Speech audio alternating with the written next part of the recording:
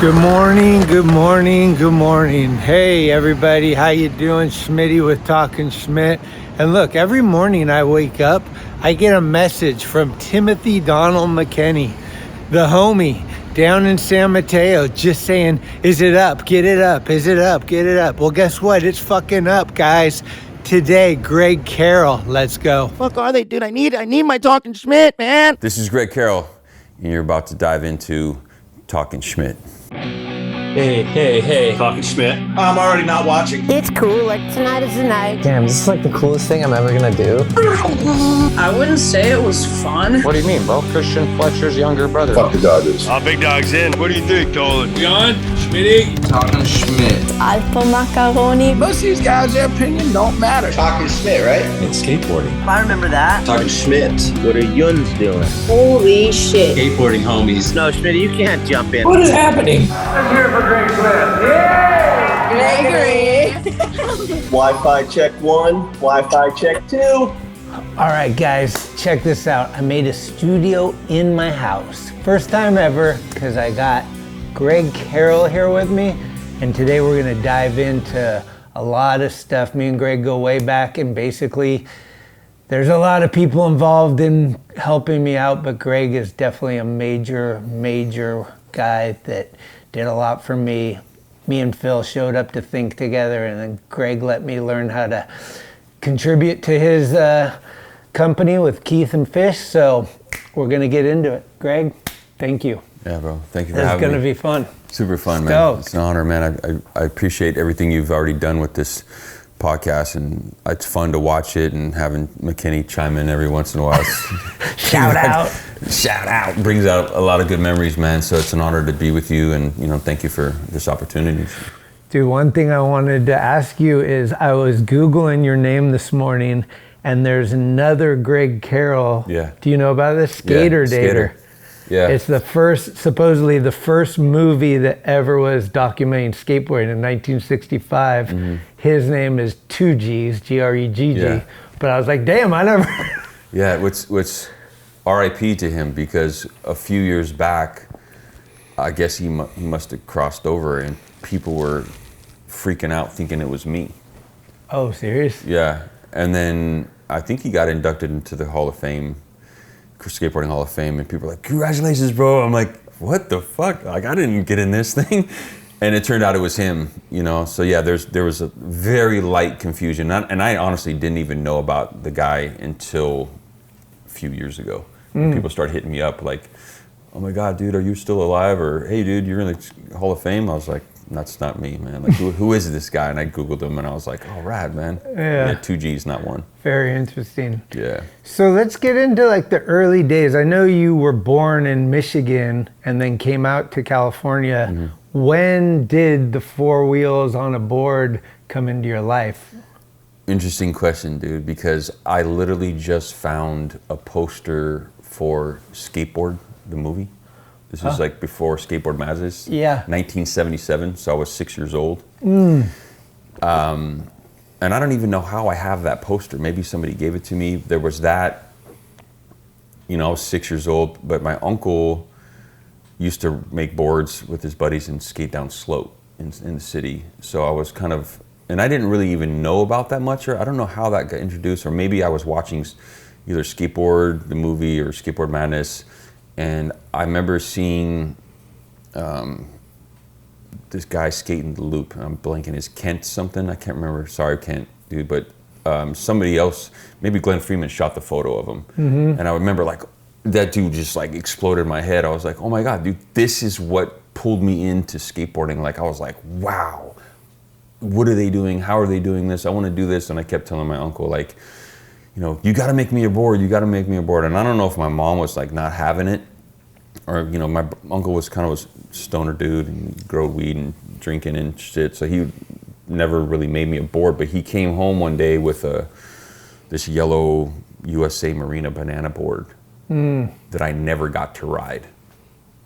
Ever. I think my mom just was like, nope. Not having it. You're 7. You're not getting on this thing. But I was so passionate about it that I literally saved money in a Folgers coffee can for years. And in Daly City, down the street in Westlake, there's a King Norman's toy shop. And they had skateboards. And I remember going in there with my grandfather, and I had the change, and I just put it on this table, and I was like, I want that Veriflex flexible flyer board, and it was like this big eagle on it and stuff, and that was my board for years. These not green, but orange, I think there might have been Kryptonics or Veriflex wheels, probably Veriflex wheels, and I rode it for a long time, and so much so that I started learning how to do tail skids. So I wore out the tail, so I had to figured out how to drill it, the tail forward, and like walk down the street and just drag my board so it would round the tail about again, you know, pretty wild. But then there was one day I was skating from my grandmother's house, was like a few blocks away to mine, and I was carving in the street, and I tried to go up, you know, a driveway, and the front truck broke. So I didn't get to skate for, you know, I was probably like 9 or 10, and then by the time I was in 8th grade, Mike and myself's cousin, him and his buddies were skating, and I was like, oh my God. And these dudes were down in Burlingame area, and they were doing jump ramp stuff. You know, this is pre seeing Tommy and those guys in San Francisco ever, pre Future Primitive. So I was just before Sick Boys. Before Sick Boys, way before Sick Boys. You're talking 83, 84 maybe. Okay. And I was just like, oh my God. So I told my cousin, like, dude, you know, you got any extra stuff? So he hooked me up with like an extra board. It was like a POW mini rat or something. You know, Bones wheels, the whole, you know, whole deal. And then that was like my first kind of like real setup. And then I think Mike got a hand-me-down from him or either, but it was like you know, we went to Toys R Us and got like a Nash Executioner for Mike. And that was it. That's a and big after one. that, it was just like full speed ahead, you know, and then it eventually evolved into, you know, going down to Skates on Hate and buying like this Ray Bones Rodriguez Skull and Sword with like full-blown like nose bone, tailbone, rails, the whole kit, you know. But that was like the initial thing. And then, but that only lasted for a little while before I realized like I saw the Alva guys. And from then on, I just rode Alva boards. You know, maybe I had like a Jeff Kendall Pumpkin Santa Cruz board. Sure. That was right around the time, 1986, when Gons and Nodis came down, and they did the doubles on the Pyramid, and Gons ollie what then was just a wave of, you know, and he made the Gons channel. But that was like right around that same time as when I just switched over, and I only rode like Bill Danforth boards for some reason. And I rode a lot of Concrete Jungle boards, you know, just because they were here in the city. But I figured out that their wood was Alva. And I loved Alva. Was that when they had the flip tails?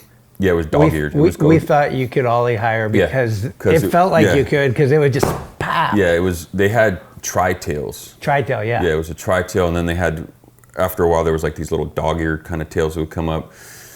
But we fucked with Alva. Chris Cook, Radigi, and there was one other one that we really liked. Screaming Freddie Smith. Yeah, I think Smith. Chris Cook was, because he was local, Pacifica. Yeah. he was the one that I always got when I was in my Alva phase. Yeah. I met Chris Cook first time ever. We were in Pacifica at the pit, they called it. Oh yeah, Devil's Pit. Devil's Pit. And it was Devil's Pit because it was raw, grimy, crazy stuff. And I remember going up there, and we had to like fully clean it out by hand. And Chris showed up, and I was just like, oh my God, this dude just flowed. He must have had like some super soft wheels, and he was just carving everything, going up on the plywood, coming back down, like, and then he was just like, who the fuck is spray painting here? They should be doing that shit. He was just like, rah, and I was like, wow, this dude is gnarly. Yeah, that place was so gnarly, and nobody skated it like him. He somehow, I remember because I worked at Go Skate in those times, and they had these wheels called garbage can wheels, because they were the wheels that you put on the garbage cans to push them around, so they were extra soft. And we would take those as wheels to put on only when we skated there. So because it was rough as shit. But dude, you would look at photos and video of Cooksie in there. Shout out to Mesa, one of his favorite skaters, Chris Cook. And you'd be like, how the hell did he get there? Yeah, exactly, like, bro. Did he get towed in by a bike? Yeah, like, how is he going so fast, Yeah. man? Yeah, you know, and then eventually it was like, when I couldn't get a Bill Danforth board, I would ride a Fred Smith board. I'd ride some Chris's boards every once in a while, you know, but then, you know, things just evolved. How early were you getting the mag? Like, when did you start looking at mags? I don't remember. I could see the cover. I think it's Lance. There's not skating. It's like kind of like a burgundy edges, and Lance is in this kind of like. That might have been '86. Okay. Very, very much the year, especially because of Future Primitive, that just opened it up for us, you know. And when I think about '86 now, I think about the number 43. Yeah. And the fact that '86 was such a key point in my life of like, this is when skateboarding really, like, we were already skating in Embarcadero. You know, this is pre the EMB crew and all that stuff. But, and then how Orb and his dad started bringing in that vibe of the 43 and all that stuff. And I'm thinking about it now, like, wow, what a crazy time to be in the beginning of street skating. Like full on. Yeah. You know, like Lucero and those guys skating outside the skate park, they got kicked out. They were just skating here in Rocco, you know, skating, and like the invention of like curb skating and hand plants and all that stuff, taking whatever they were doing on vert out to the streets. But we didn't see that. We saw Future Primitive and we just saw Tommy, and it was just like, whoa, dude, you know, this is next level. And I remember even before that, it was my first year in high school. There was a senior dude, I don't remember what his name was, but he bombed down Southgate, which is like from where we lived in Daly City all the way down the hill. It's a long bomb, dude, all the way down to Westlake Shopping Center, standing up. And we were butt boarding. Like, our mom was pissed because we would shave off the end of our heels of our shoes, and this dude was bombing it. And then like years later, having the guts, after watching those guys bomb hills in the Powell video, you know, doing the the gloves on and doing stuff and like power slides, and we're learning how to power slide. Like I grew up around these two brothers, the Teddy and Eddie Watalas, and Eddie had like shoe good, I guess it was like pennies or something on his hands, that he would just like try to do power slides the length of a house, and we're like, whoa. You know, super fun. But then we did that. Seeing the ollie, you know, for the first time, and like learning how to ollie. My first ollie ever up a curb was at Fernando Junior High, up the street from our house, and I remember doing it and going like, what? Because with the ollie, you know, shout out to Alan Gufflin for bringing that into skateboarding. Without that, you know, we wouldn't have modern skateboarding. Did you see like the cover of Rodney Mullen doing it? Like, what was one of the early street, you're like, because in vert it's obviously a little different, and then street skating, I don't think even street skating was totally on board, but freestyle was. So Rodney, I think, had the photo in SF Downtown on the cover. And I feel like that's one of the earliest ollies I remember seeing on a street. Yeah, I think well, again, Future Primitive, Rodney's part in Future Primitive was just, that shattered the anything that we thought that wasn't possible became possible. But again, all due credit to Tommy, like skating the avenues, skating around places that we saw, you know, in real life. Like, whoa, this is actually doable. We can do this. But it also inspired me to make jump ramps in high school. Right. You know, in woodshop class. Yeah. You know, and then doing skate jams at my high school and the junior highs. And like, we didn't have internet back then, so it was all word of mouth. And we had one of the last ones we did, it was jump ramps. You know, I think I made a couple banks or something, but like Bryce and Tommy came. Oh shit. 2-hour skate jam in Daly City, and all my friends are like, dude, how did you get Tommy to get here? I was like, oh my God, dude, Tommy Girls at my fucking skate jam, bro, this is amazing. You know, and Bryce, and I was like, oh my God, dude. And then years later, my sophomore year in high school, two guys, this guy Matt Fogy and Mike Del Campo, skaters, but they were like football dudes too. But Mike Del Campo had a vert ramp in his backyard. Oh. And in Daly City? In Daly City, yeah. Keith Cochran, Dean Coppola, and a couple other heads, older guys, would skate that, but then they had to cut it down. So Mike was like, dude, you want the wood? I was like, hell yeah. I told my mom, I was like, can we put a ramp back there? She was like, yeah, but don't screw up my rose bushes. Yeah. You know? And that's how we got that mini ramp. But those two dudes, I don't know how they figured it out, but they're like, dude, you got to go down to this place called Embarcadero. It's literally like they have a wave. There's all these ledges.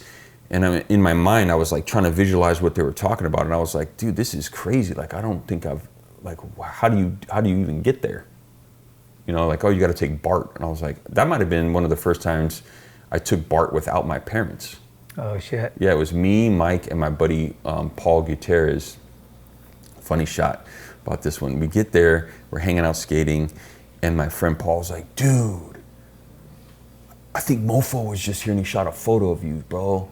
I was like, no way, dude, where's he at? Where's he at, dude? He's like, I don't know. And he was fucking with me, he lied.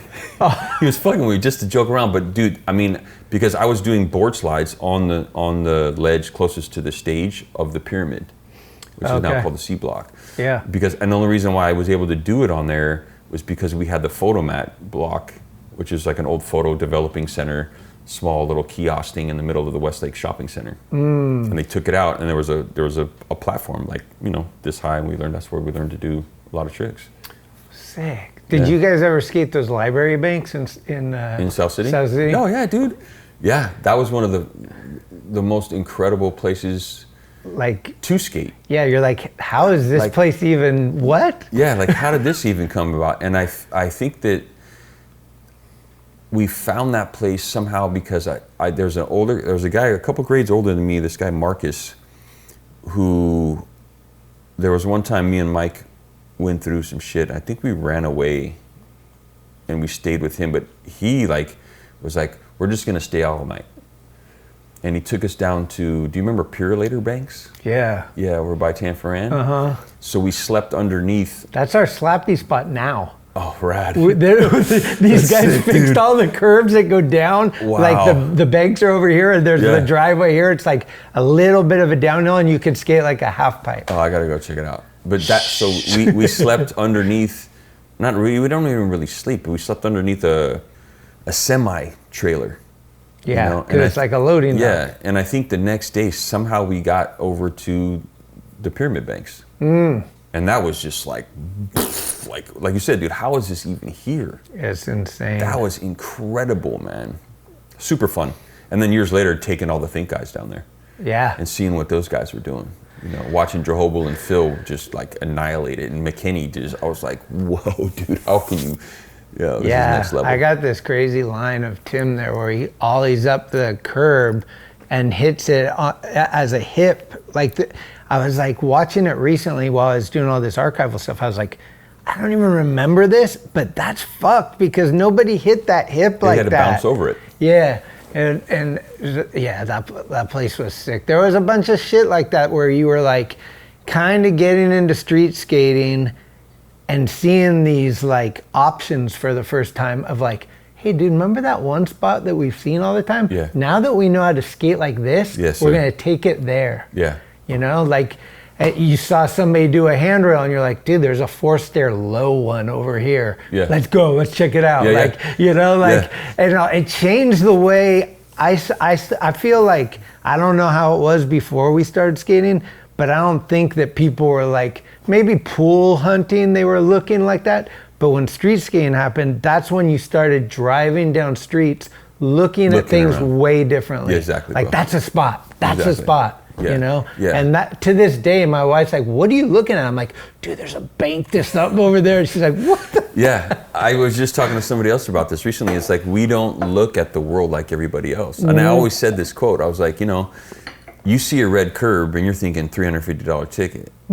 I see a red curb and I'm thinking, yes, dude, fun. Let's get this going. Yeah. You know, super rad. And like having that perspective on life and looking at the world in a different perspective, a different lens.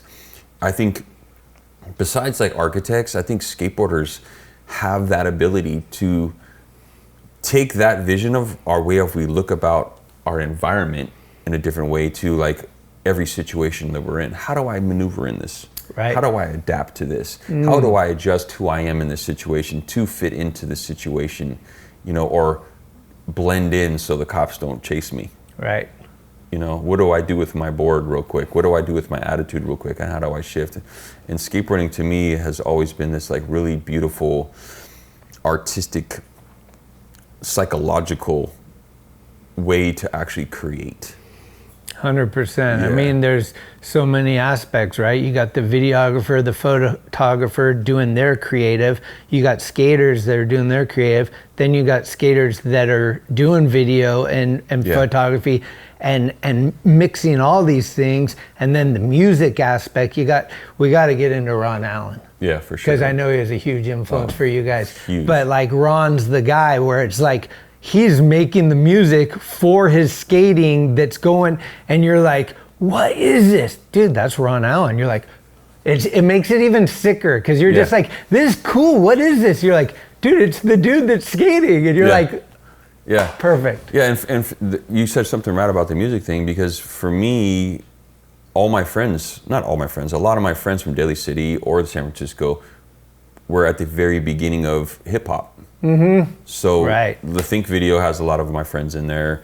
You know, other Think videos later on, even when we had Jesse Paez on, like, you know, TD Camp from Board Stiff did music for that video. Yeah. So it was like, and you said something that's really important. I think that like people outside of skateboarding don't realize is like skateboarders became photographers. Skateboarders became the filmers and the editors. So those people, I think that's such a unique thing, because knowing what angles look good, Right. knowing what the optimal moment. You can't have a bail. Like San Francisco Chronicle shows a photo and it's the dude flailing and he thinks it looks great. And you're like, dude, he bailed that way. And it's X Games promoting like random, like you said, random photos or just like the wrong angles and all that stuff. It's like, no, dude, we know what we're doing. We know how to promote our culture, and we gatekeeped it, you know, to a certain level to this day, you know. And now you got, I don't know, man, I'm not going to talk shit, but there's this kind of industrialized momentum behind it all, and it's kind of like,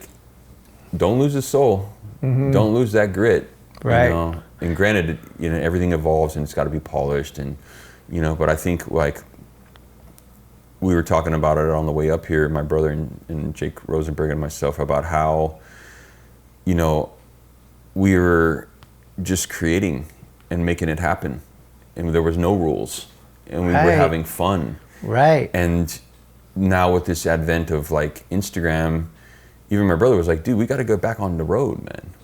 We got to start doing demos again. We got to start connecting with shops again. It's like, it's so important. Absolutely. You know? FaceTime. Yeah.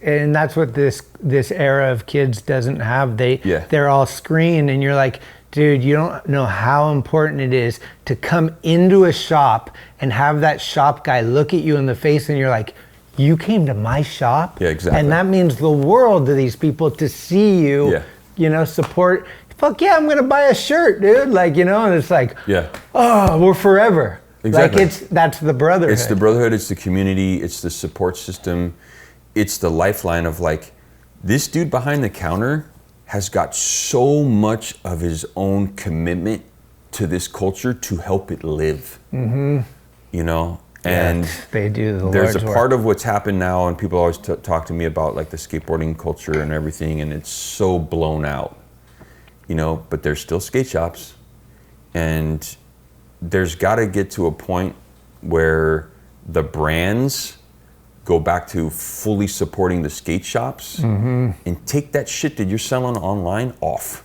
Let the dude at the skate shop eat more, you know? You want to blow out some product every once in a while, work it out with the shop.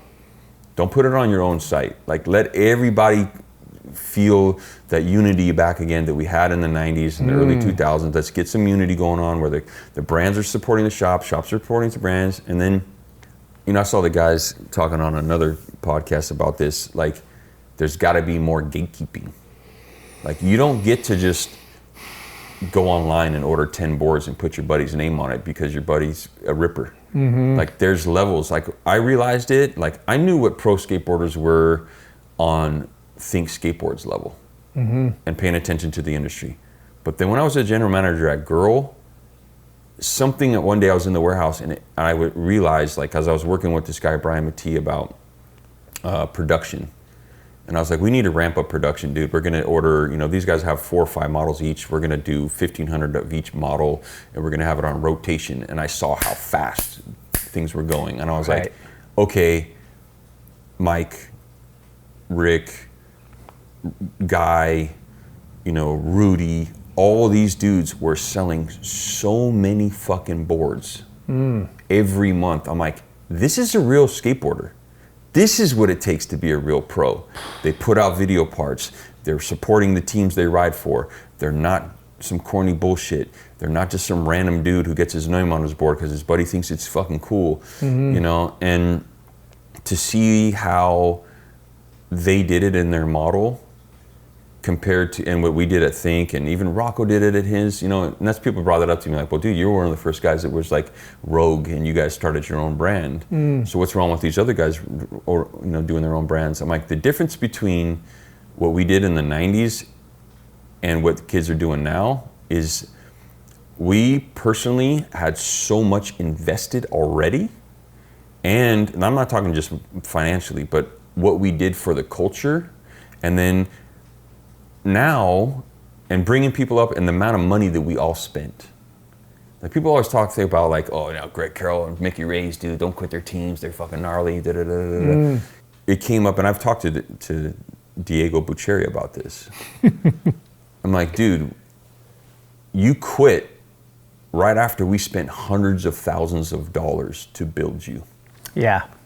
That stings, right? I get it. I know why he did it.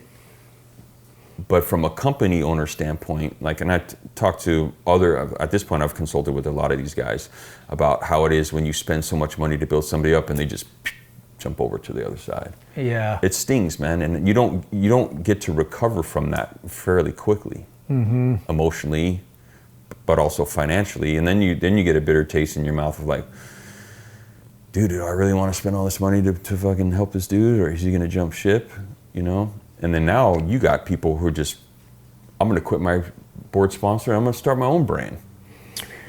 Which is, on one level, that's the evolution of it. But when it's cannibalizing the culture and nobody can make money. Yeah.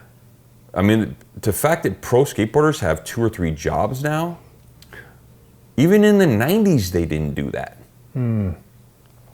So it's sad to see what skateboarding, the industry has done, and the kids around it that are doing this to the industry. Yeah, a lot of things happened, right? I mean, with the popularity, it equals watered down. Like, now there's 500 skaters that are pro instead of 20. And 1,000 companies instead of 1,000 companies. 20. But you're right, like Deluxe, Think, NHS, those guys were legit. And then you have I was talking to Sharugi about it, and he was like, I didn't even know what Confusion was. Yeah. It was just like Joe Lopes and some dude out of a garage. They weren't even on our radar. It wasn't that we didn't like them. We didn't even know about it, right? Yeah. And so, skate your whole life, but don't think that you're going to be Tony Hawk, Yeah, but this is my point about that. It's like, there will always be the ones that stand above. Right. Like, skill level. Like, however many people want to hate on Nyjah, that dude's one of the best in the world. For sure. And Sheckler. Yeah. Sheckler used to get so much shit growing up, dude. Look at him now. The dude rips. But it's like, that's what I mean. Like, that's a level of skateboarding that they should have a board. They should be getting paid. They don't need to go fucking get all these other extra jobs. And then there's other guys that it's like, but who is to say, like, at what level? It's like, we had rankings. Like, you're going to go to NSA. If you don't do good NSA, you're not getting a board. Right. None of that's anymore, because here you are. You could put out Instagram clips on a regular and become internet famous. Are you going to sell boards? The attention span now is so short. Yeah. I remember talking to my brother about this years ago when Instagram first came. I'm like, dude, how are you guys even getting writers now? He was like, dude, it's so fucking hard because 1 week, one dude's the guy The next week he's gone and there's another guy. It's too much, too fast, too many brands, too many people ripping. But not that there's too many people ripping, it's how the presentation of the skateboarding itself is being presented. Yeah. And how the industry on a business level then has to adjust what it's doing to cater to the market. Instead of what we did was we dictated how the market was going to respond. Now the industry is responding to social media. Yeah, and I mean, it's like the Thrasher website. It's like these guys put out this video part that's like, you know, I always tell this story. I used to watch Mark Appleyard's Sorry part every morning. Me and Zawanich would throw it in, watch it, get hyped, and start working. Now, you watch whatever's on the junk drawer that morning, the next day there's already something just as good. Yeah. Like that piece that this guy worked for 2 years maybe to put together. Yeah. It's like, it's not the feature. It's the value of it. It's like a conveyor belt.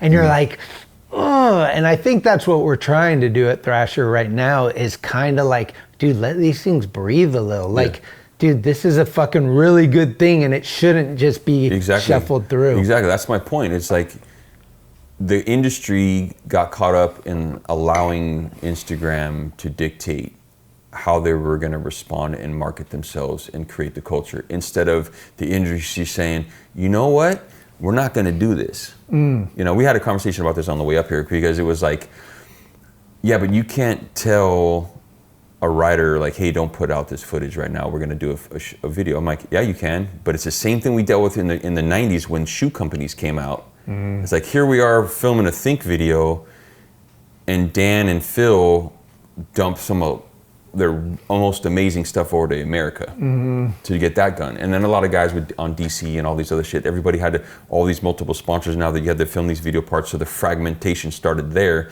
But then when you get the Instagram thing coming out and it was new, we didn't know how to adjust to it.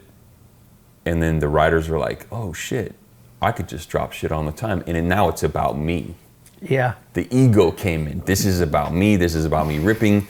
But then they create this culture of like, I have to do this every fucking day or I disappear.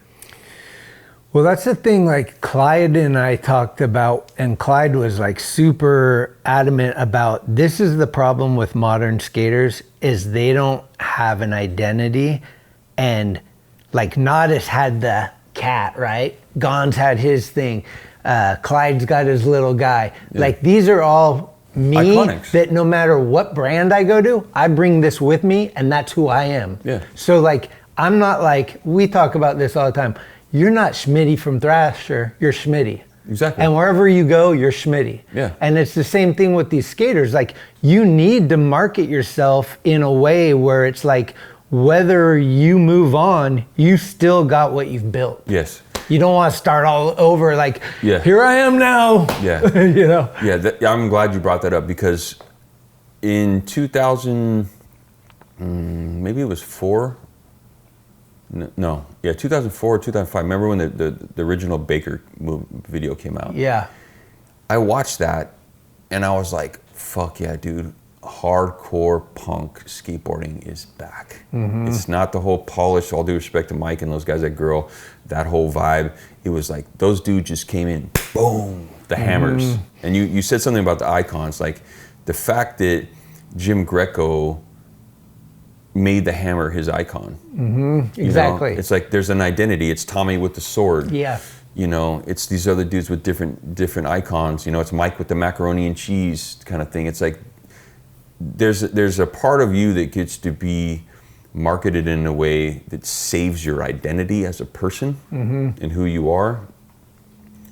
And then when Rocco came in and it was like random fucking graphics, like let's just do this really quick. And then, you know, pros at the time too, like, what do you want for a graphic? Well, I don't know. Right. Just do whatever's cool. Yeah. You know, I had some guys that were smart enough to be like, I don't know, bro, just fucking make something that's gonna sell. And then you had guys like Phil that would come in and be like, this is what I want. And we're like, oh, and Giant, I remember Giant was like, dude, I don't think this is gonna sell. He's like, I don't give a fuck. I want this as my graphic. And it's so like, oh, good. dude, you got some crazy, weird, morbid dead kid on like one of your first graphics. But it was like his girlfriend's mom's painting that he wanted to honor her or something, you know? Yeah. Just weird stuff like that. But it's like, now it's like, yeah, you know, and then people talk shit about these dudes about, you know, oh, he's just a jock and he's on this fucking program. And then it's like, good. These dudes are eating big, buying houses. Yeah. All you dudes that are hating, you better figure something out, man. Yeah. You know, because this is how the evolution of it happening happens. It's like all the vert dudes, it's like, I remember when we started Think and we got Sergi Ventura on, you know, I knew Sergi because of, you know, Hosoi and Venture and all that stuff. I hooked him up with that. And he was just like, dude, I've been working at IHOP, bro. Fuck. You know, and hearing a lot of these other vert dudes, like, that didn't shift over to street, like, their whole lives fell apart, you know? And it's like, okay, now X Games came in, and I was like, dude, we could really help even more of these vert dudes get back. Like, Bucky Lassick, dude, one of my favorite people. Ripper. Buck, yeah. Look at how much he's done. My shit's taken care of. Yeah.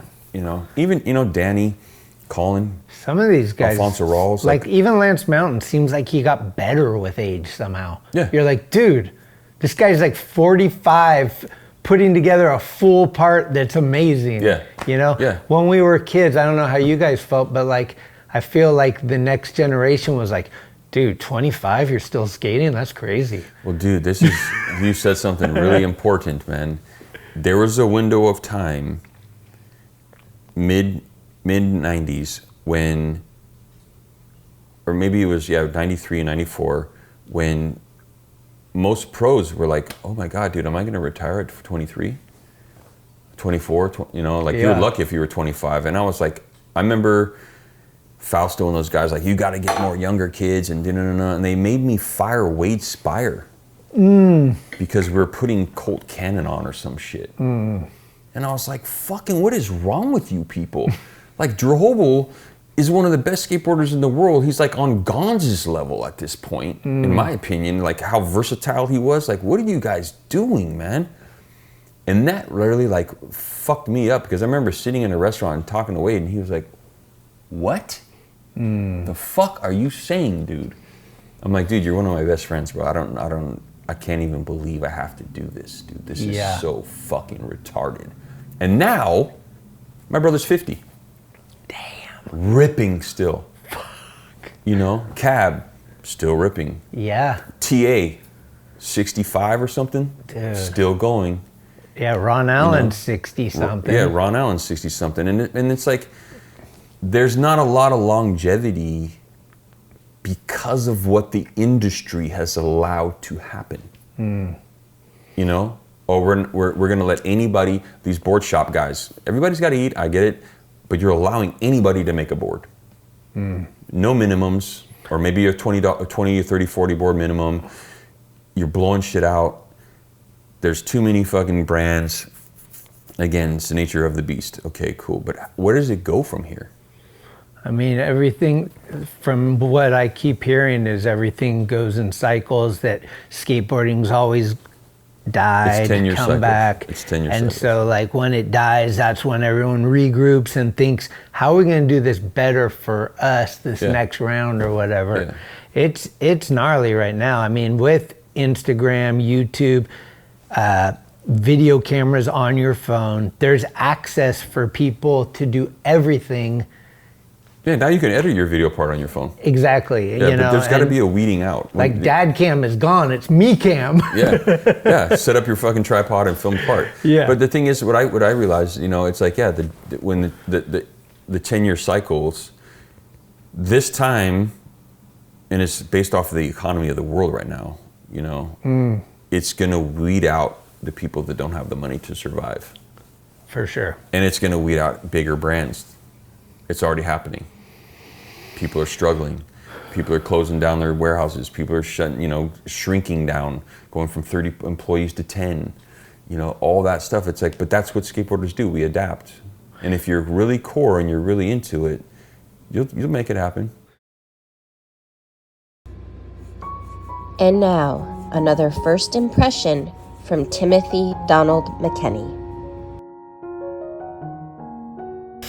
My first impressions of Greg Carroll, ex-team manager, big bro of skateboarding, and just my friend, is, believe it or not, again, here we go, Palo Alto Skate Park. And I show up and he's there with Johnny. He's watching Johnny Fair rip. And I actually, for the first time, seen Johnny Fair ripping P.E.A.C.E. I was like, damn, he's really trying today. He was doing a frontside 360s out of the titties. I'm pretty sure he was wearing some Airwalk Enigmas, dude, some shorts, dude, and a long sleeve or something. But I remember Greg and his bunch with Johnny, and it was the first time that I'd seen how the industry runs. So I was watching low-key one of the locals perform for Venture, technically, and if you get a chance, go watch the first Venture video. He's in it at Palo Alto, at Stanford, and it's a pretty ripping part, actually, so check that out. Hello, this is James Kelch, and you're listening to Talkin Schmitty. It's just a weird one for me to see like how popular skateboarding got. It kind of changed the way people looked at it from a business side. Like, oh, dude, I don't need to work 2 jobs. I can just like sell more shirts. I can like make some, I don't know, trinkets, whatever, keychains, all these different things. Mm-hmm. I can sell a bunch of shit and make way more money because everybody's wearing it and buying it. Yeah. And it's that part is the part that I struggle with, to see like, how is skateboarding struggling? Like, how are you struggling? It's more popular than it's ever been. Because there's too many brands. And the shoe companies are doing a lot of it. I get that, but it's really weird. Yeah, the thing is with, okay, so to your point about like, you reach a level where you have this money, you have success, you have a bunch of employees. Me personally, when you get to a point where there's 30 dudes working for you, men and women, and all of a sudden, things start going down, and you care about these people. Some of these people have families. For sure. And you're just like, oh my God, dude, what are we gonna do, bro? We gotta fucking figure this out. And then you gotta start doing the layoffs. Mm. Then you gotta start saying like, well, okay, maybe this dude has to go ride for somebody else. Or he gets hit up. I've had guys that are like, dude, these dudes are offering me this. Not my riders, but other people, like people that I have consulted with. Yeah. And I'm like, well, obviously your loyalty runs deep with this brand, but you said earlier, there's a window here for you. Right. If you give this opportunity for the brand you're working with to step up and match what you're getting offered from this other one, cool. If that's not gonna happen, then you gotta pivot and go to this other one. A skateboarder's learning how to be a business person. Mm. But when you gotta start laying off people, it fucking hurts, bro. You're at IHOP with Wade. Yeah, it's fucking lame. And that starts at the pro level, and then it goes into like, oh, we don't need 4 guys in the warehouse, we just need 2. We don't need 6 sales guys, we need 1. Right. So then you're just like, oh my God, dude, I'm a failure. Mm. My brand's a failure. My ego gets hit. Yeah. All these things start playing into factors. That's where I mean, like you're in psychological, financial warfare with yourself. You know, it's me at Empire thinking like, fuck, dude, I'm the one who pulled all these guys together. And now the economy's tanking. And Justin Williams put a massive amount of money in. I put money in, I co-sign personal guarantees for stuff. What the fuck, dude? You start throwing shit on the wall. And then the room starts to fill with shit and you're drowning and you're just like, I need to pull the plug, dude. Fuck, yeah. And then the devastation comes in. Just like you said earlier, your identity, everything, who you are is this brand, this culture, this everything. And then you're just like, I just let down all these guys who believed in me. I'm talking about my own personal experience. I've let down all these guys, had conflict with some of these dudes. I love all these guys. Like, what the fuck are we doing? I gotta shut down. Mm. And being so shameful and so just like devastated that I just go by myself for, you know, years trying to figure it out. Like what happened to me? where's my identity? First time in my adult life, there's no brand attached to my name. Oh, you're just Greg Carroll. But you just rebuild. It goes back to skateboarding. You slam, get the fuck back up, learn a new trick. Right. I mean, we have that mentality. At the same time, is there, like, do you have regret too? Like, I had Think, we left, we tried to do this, and I thought I was gonna do this? Or No. like, is it just more about like feeling the pain of like having something and then losing it? Well, with Think, it was in the very beginning, before Think even started, I was working, maybe Think, yeah, it was the very beginning, first few months. We're down in the shipyards, me, Keith, and Fausto, and I don't even remember what the conversation was, but Fausto popped off to me and said some wild shit, like raised his voice at me. And I looked at him, I was like, I don't know who the fuck you think you're talking to, bro. I don't give a fuck who you are. I quit. And I walked out of the office at the shipyards, and I walked to my car, and the dude followed me out to my car, and I was like, what, bro? He's like, what's going on with you, man? Like, why are you leaving? I was like, fuck you. Nobody talks to me like this. I don't give a fuck how much money you got, what businesses you own. I don't give a fuck about you, bro. No one speaks to myself like that. And he was like, let's talk about this. I'm like, I grew up in a fucking violent, loud home, dude. Physical abuse. I'm not dealing with that shit here. And he was like, whoa. He's like, I'm sorry. I was like, apology accepted. He's like, would you come back inside or something like that? I was like, sure. But if you ever speak to me that way again, I'm fucking leaving. That's 1989, summer. Wow. November 22nd, 2022. He said the most evilest shit I've ever heard a human being say to somebody. To Keith Cochran. And we walked out of there, and Keith, Keith's a gangster, bro. I've seen this dude drop big dudes. We did some shit together. Fucking hated each other for a little while, whatever the fuck. But we worked through our shit. I love that dude. And we walked back into Keith's office, and I was like, dude, what in the fuck just happened, man? And he goes, I don't know, dude. I was like, dude, how are we not murking this dude right now? Like, what he just said to you, dude, is the most fucking disrespectful shit ever. And he goes, I don't know what it is about him, bro. I don't know if he's like, because he's like my dad and with Eric and all this shit, dude. And I was like, dude, I don't know about this, bro. And I'm going to preface this. I love Fausto. He gave us opportunity.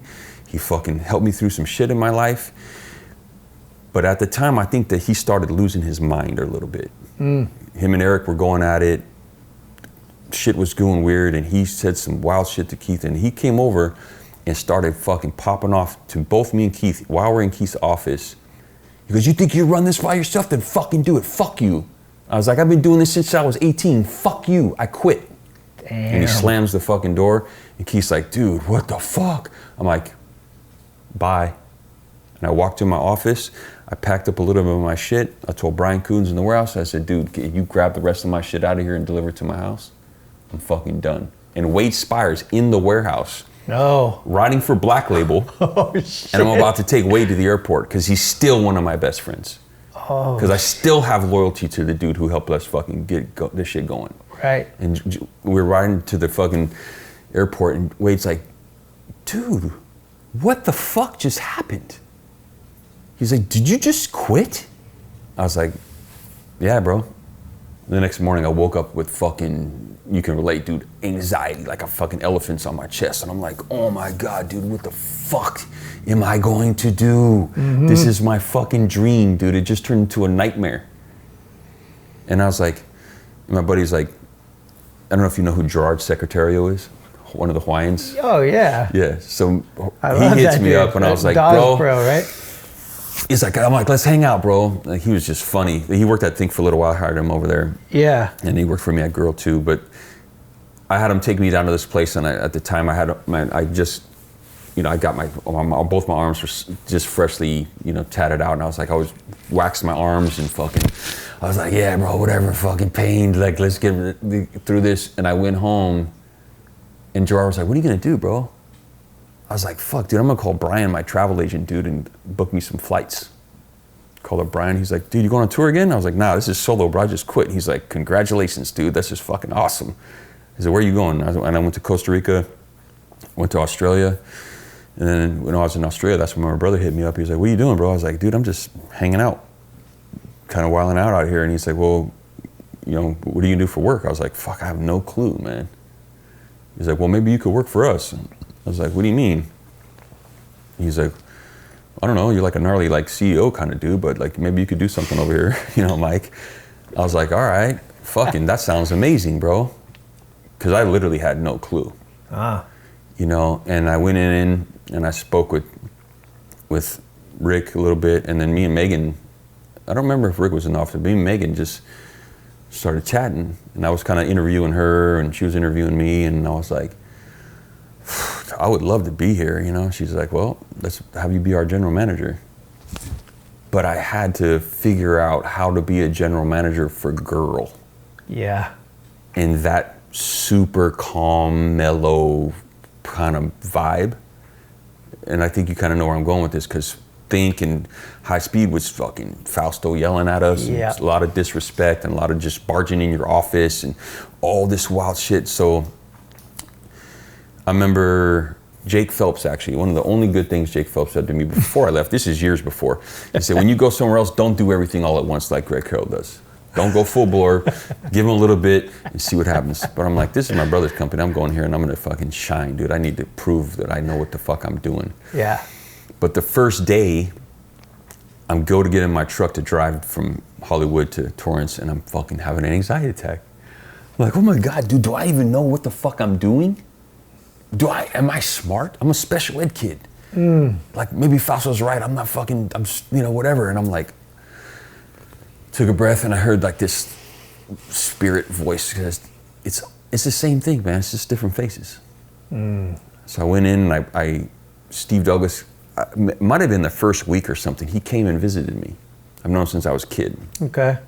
He's like, hey bro, these are some books you should check out. And I think one of them might have been like Who Moved My Cheese? And it was these two mice in a maze, and they saw this big lump of cheese and they were going after the cheese. And one of them was like, okay, they eat the whole cheese. And one of them was like, I'm not hanging out anymore. I'm gonna move. I'm gonna get through this maze. I'm gonna get some more cheese. And then the other one who was stuck on the cheese, like, it's gonna come back. It's gonna come back. So I told Megan, I said, can we order all these books? And she's like, all right. And to this day, I got people from Girl that hit me up like, dude, that book changed my life. Okay. Yeah, it's about change. It's about adjusting. It's about adapting. For me personally, I had to learn how to communicate. Like, these people don't just show up in your office. They send you an email. Hey, can we schedule a time to meet today? What? Like, okay. They have schedules. And at the time, they didn't have any like department managers. So I was like, okay, Annie Jenkins is going to be this dude. This dude's going to be production. This guy's going to be this. And I just appointed all these like generals. Yeah. You know, and then I was like, okay. But for me, it got to be the point where I learned how to delegate, which started with Justin Williams, Marcel Turner, and Matt McGinley. Here, guys, I'm gonna hire you guys to do my entire job for me, but this is how you do it, da da da da da. So it's just like the template was there, you just keep going. Right. Adapt. Huh. And then 6 months into it, Megan's like, you need to slow down. Oh. Like, we don't work till 7 o'clock at night. I was like, what? She's like, you know, and then a little bit later, I was like, you know, Megan, I need more work to do, because I was kind of sitting there like just in an email vortex, and I was like, this is not what they hired me for. She's like, you're the general manager. I'm not giving you any more work to do. Just go talk to people. Hang out. See what's going on. That's what you're good at. They called me the Gregulator, because I would regulate. You didn't want to pull a Zooch and start just playing video games? I hated being on the computer, man. Yeah. Well, let's go back a little bit, because I do know from my personal experience, I think you would agree, Fausto was part of the thing that we talked about earlier, which was letting somebody that doesn't have a lot of experience have a chance. So yeah. Myself included, I don't know how to film, but you're a skater. I want you to try to film. Yeah. And we're gonna have a little patience with you. We're probably not gonna pay you a lot, but you're gonna get gas receipts and get to hang out with the dudes and do this. And at some point, it's gonna click. Yeah. Or you're gone. Yeah. And so for you, I'm guessing, because I know you guys were on 8th Street, but the part that's foggy for me that I would be stoked to talk to you about is the Dogtown era, where they came to SF for a little bit. I don't know if there was an investment in that from Fausto, but we're running Dogtown out of here. I think Keith was in charge, and maybe that's kind of where Think sprouted out of that or something? So we'll go a little bit. You mentioned H Street. So prior to me getting on H Street, I was saying, obviously, we went to skate camp. Right. The H Street dudes came up and stayed at our house. Oh. All the footage in the first H Street video of my brother when he was really tiny, that's like him getting on H Street right there. Is that all through Ron Allen? Like the connection to those guys? No. It's skate camp? It was skate camp because Ron was there, but then that was down in San Luis Obispo. Right. First when we met Ron, the first time he rode from Magnuson. And Ternasky was there, but it wasn't even H Street yet. And then fast forward when Santa Clara skate camp came, that was when it was like Rich Ezekiel, Brennan Chaffel, Carl Hyman, like all those dudes were there where they're just like, oh my God, dude. But Rich Ezekiel and I can't remember who else was with us. Brian Lottie came up. And I think that's when Mike Ternasky was like, whoa, okay, this kid rips, meaning my brother. And then that evolved to Mike getting on, but then there was a contest, I think it was in Vegas or Arizona, we talked about it, I can't remember on the way up here, but me, Kit Erickson, and Matt Hensley were all skating this bench together. And Matt was doing like kickflip backside tail slides, and Kit was doing like dope backside lip slides, and I was like, okay, hard for me to go backside, but I started doing frontside 270 backside tail slides. And me and Kit were like, yo, this is it, dude, we're gonna get on today. You know, and Kit was just, you know, Kit, dude, bubbly, you know, excited attitude, and, you know, he's just charismatic, and, you know, Kit got on and I didn't, but then Ron was like, you're gonna ride for me, bro. And I was like, what? Because I knew that like Tommy sponsored Joel Rona from Marin. Yep. He just rode Tommy boards, and I was like, so I get to ride your board? And I was like, yeah. He goes, I mean, you could ride OJs, and you know, you can ride Street Shadows. So I was like a Thunder dude at the time. I was getting Thunders and Spitfires from Shrugi. And then, but then it was like, Ron basically like took me under his wing, and I thank God, dude, that he put up with my little immature ass. You know, I remember one time I would call him like 15 times. They're like, when are we gonna meet? Where are we gonna go? He's like, dude, I don't know yet, bro. Like, stop calling me, you know? But like getting in the car with him and going to skate around was just like, wow, dude. You know, it was him taking me under his wing, and then eventually getting on A Street. But then A Street just became this huge mega scenario with like too many riders. They sent, and I'd say this, and I have all due respect for John Sonner, but they started sending me John Sonner vert boards and like these random boards I never would ride, and I just like, I'm cool. And right around that time though, Javante was hanging out with Jim Thiebaud a lot, and we were all hung, you know, so Javante started bringing me around Jim, and Jim was like, all right, well, you know, why don't I give you some boards? So he gave me a couple Nodus boards, and I think I rode a couple of his boards. But then how I got on Dogtown, I was skating at the Pacifica ramp. I don't know if you remember, if you ever skated there. Yeah, with the extensions. Yeah. That's where I met Eric J. That's where Eric J was there that day. And I was like, what? Okay, you got like Chad Vaught in there, Mike. Yeah. You got, this dude is like on a whole nother level, but Keith Cochran shows up with Dean Coppola.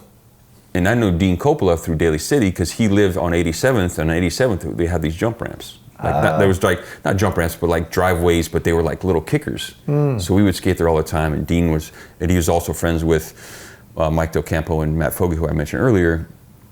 So Mike was Mike already, killing it.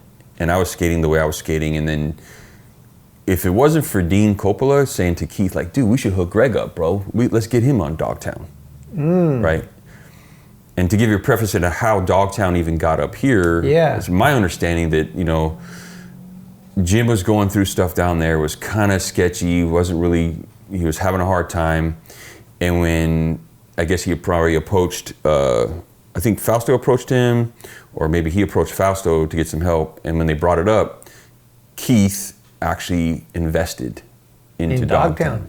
Oh, did Stesic have something to do with it? Because I know Fausto and Stesic was. Yeah. Okay. So with that, you know, Keith was like, all right, yeah, but you got to go to the NSA contest up in Corvallis. You place, you can get on. That's the one. And I was like, but you got to remember this, bro. I'm getting in the van with Dogtown dudes, and I'm an 8th Street guy. At the time, all of Dogtown hated 8th Street. Was that like Karma and those guys? No, this is pre-Karma. Before that. Yeah, this is like Dresden. This is and Dresden, Oster? Schroeder, Aaron. Damn. Cardiel had maybe just got on. Okay. I think maybe Wade might have been in the van. Okay. But it was like, oh my God, dude, like this is not gonna be good. I was kind of like intimidated. Yeah. But you know, those guys are intimidating. Yeah, they were intimidating, Venice, dude. Yeah, it was Venice dudes, but it was the AMs, you know. But we got in the van. The ride up there was cool. I literally just placed 16th, so I made the cut. Thank God for Matt Hensley's. You know, he grabbed the board 360 barrel, and I think that was like the clincher. And I did some other tricks, and then they're like, okay, you're on. And then it was a very, very short time span because that was like the summer of '89. And then by the end of the summer '89, I was already on Dogtown, but I was still riding Gullwings. And there was that contest down in Salinas that Justin Gerard just annihilated. And that's when Fausto and, no, I don't know if it was Fausto. I think it was Eric and Keith came up to me and they're like, hey man, like you can't be riding those Gullwings anymore. Because I rode for Gullwing because of 8th Street. And I was like, what? Like, well, you know, you ride for Dogtown, we don't do that, you know, and you know, what do you think about being the team manager for Indy? I was like, I don't really like those trucks, so if I could still ride Gullwings and be the team manager, I'll do that. They looked at me like, did you really just say that? And at hindsight, I'm like, damn, I was a fucking naive dumbass. Like, this doesn't work like that. I didn't know anything about the industry. Of course. So, you know, but then like, they're like, well, you know, what about Venture? And I was like, those trucks suck, man. I can't ride those trucks. They don't even turn right. But for whatever reason, probably Cochran, credit to him, he's like, dude, I need you to come down and meet Fausto. So then it was when Fausto, when Deluxe still had Brian Ware stuff in there. They had some Dogtown stuff in there, Thunder, Spitfire. Yeah.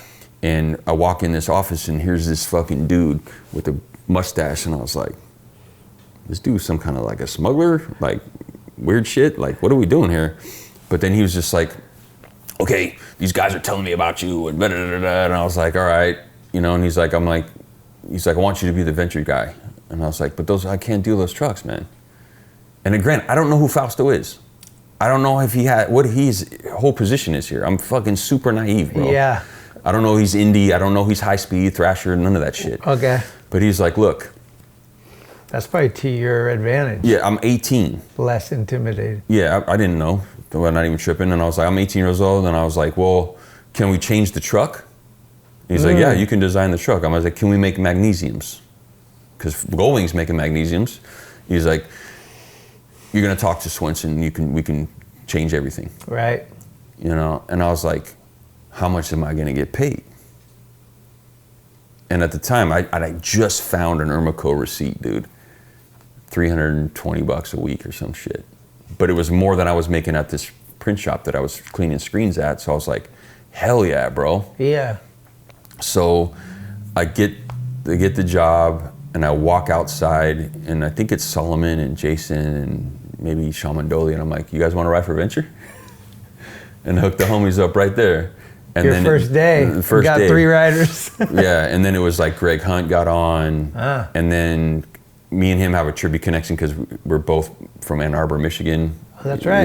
Yeah. So we were like, what? And I met him through Sheffy, and because of Shut, you know, because we were giving Shut stuff. And it was just rad, dude. And it kind of just evolved. And then eventually we had the V6s came out, and then I did the V8s, and then we had the magnesiums, you know, and then the feather lights. So when you're going in there and they're like, we need you to do Venture, What's up with Rocco? Because Rocco was before you, right? Yeah, no, Keith. So first it was Well, Rocco. Rocco to Keith. Yeah, dude. went to from Rocco, and I don't know how long Rocco was there as the team manager, or being the team manager. I don't think he was ever in SF. But then when Keith stopped working in the mailroom and the shipping, I guess, for High Speed, Yeah. they pulled him over to the team manager position because he was already riding for Blockhead. He was the original. yeah! He is the original Spitfire team rider.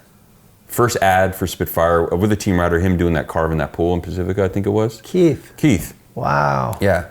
So,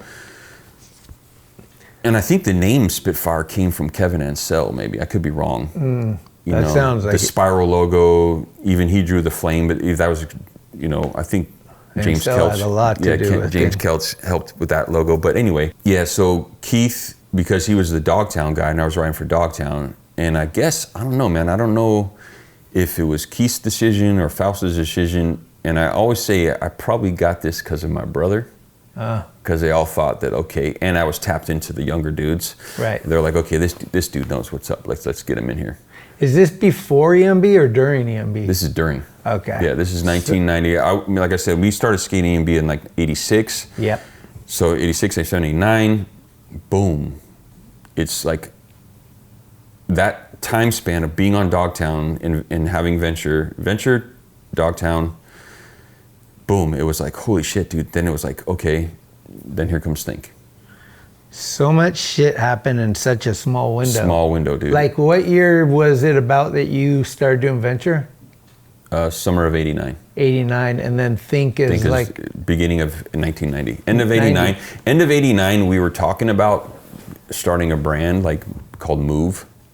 Oh, okay, or Dart. yeah. It was like super random, But then, when Fausto and Keith talked to me about how they wanted to do it, like, we're not going to have any pros, we're going to have all these new guys, you're going to be able to put these dudes on, and I was like, all right, But then simultaneously, because of what was happening with H Street, I don't remember if Mike got kicked off, Kepper, or he quit or whatever, but I was like, I heard about that he wasn't on H Street anymore, and he was the first dude I called. Okay. I was like, dude, you want to fucking turn pro for Think?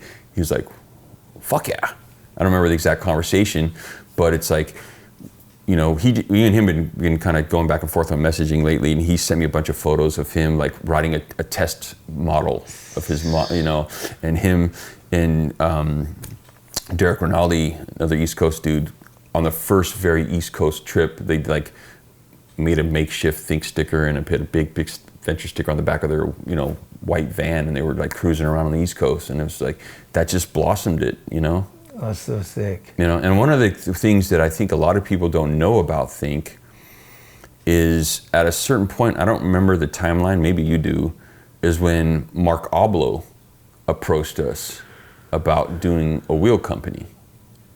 That was Race? Yeah, Race Wheels. Race Wheels. Right? I was going to ask you, race versus circuit, who wins? Yeah.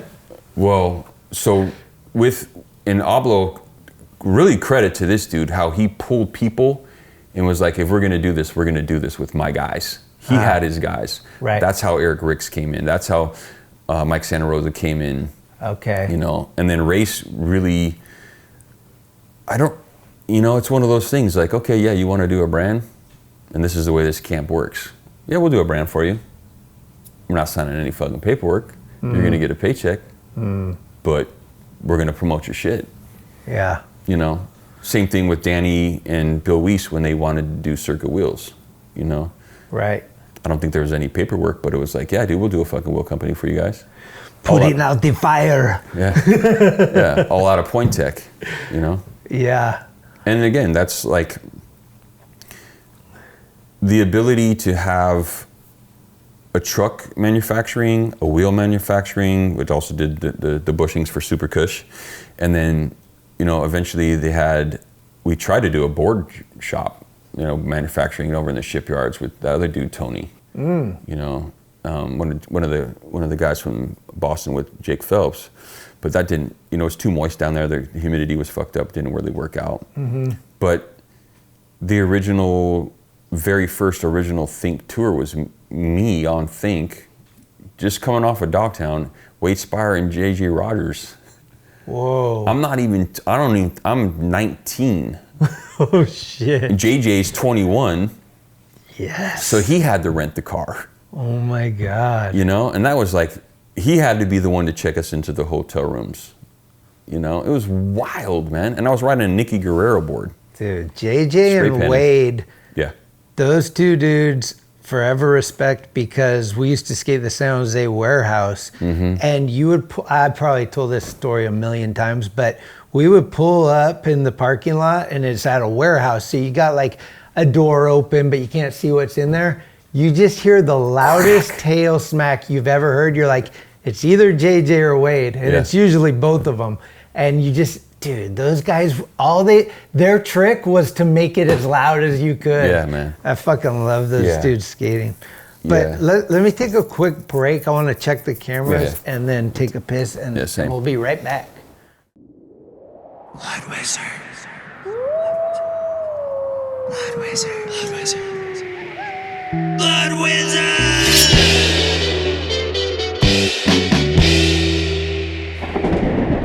Shop.bloodwizard.com. Tickety-tack.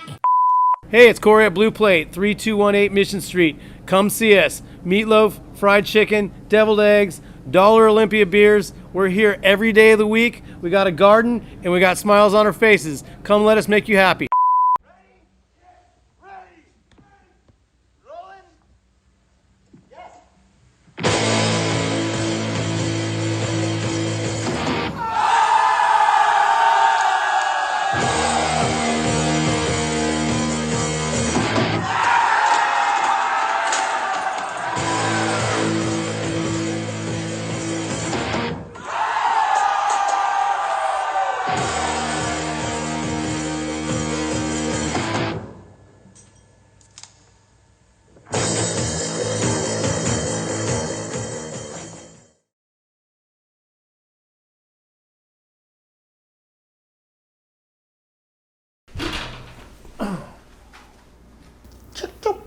Okay. Yeah, so we're back at the fucking Schmidt Club.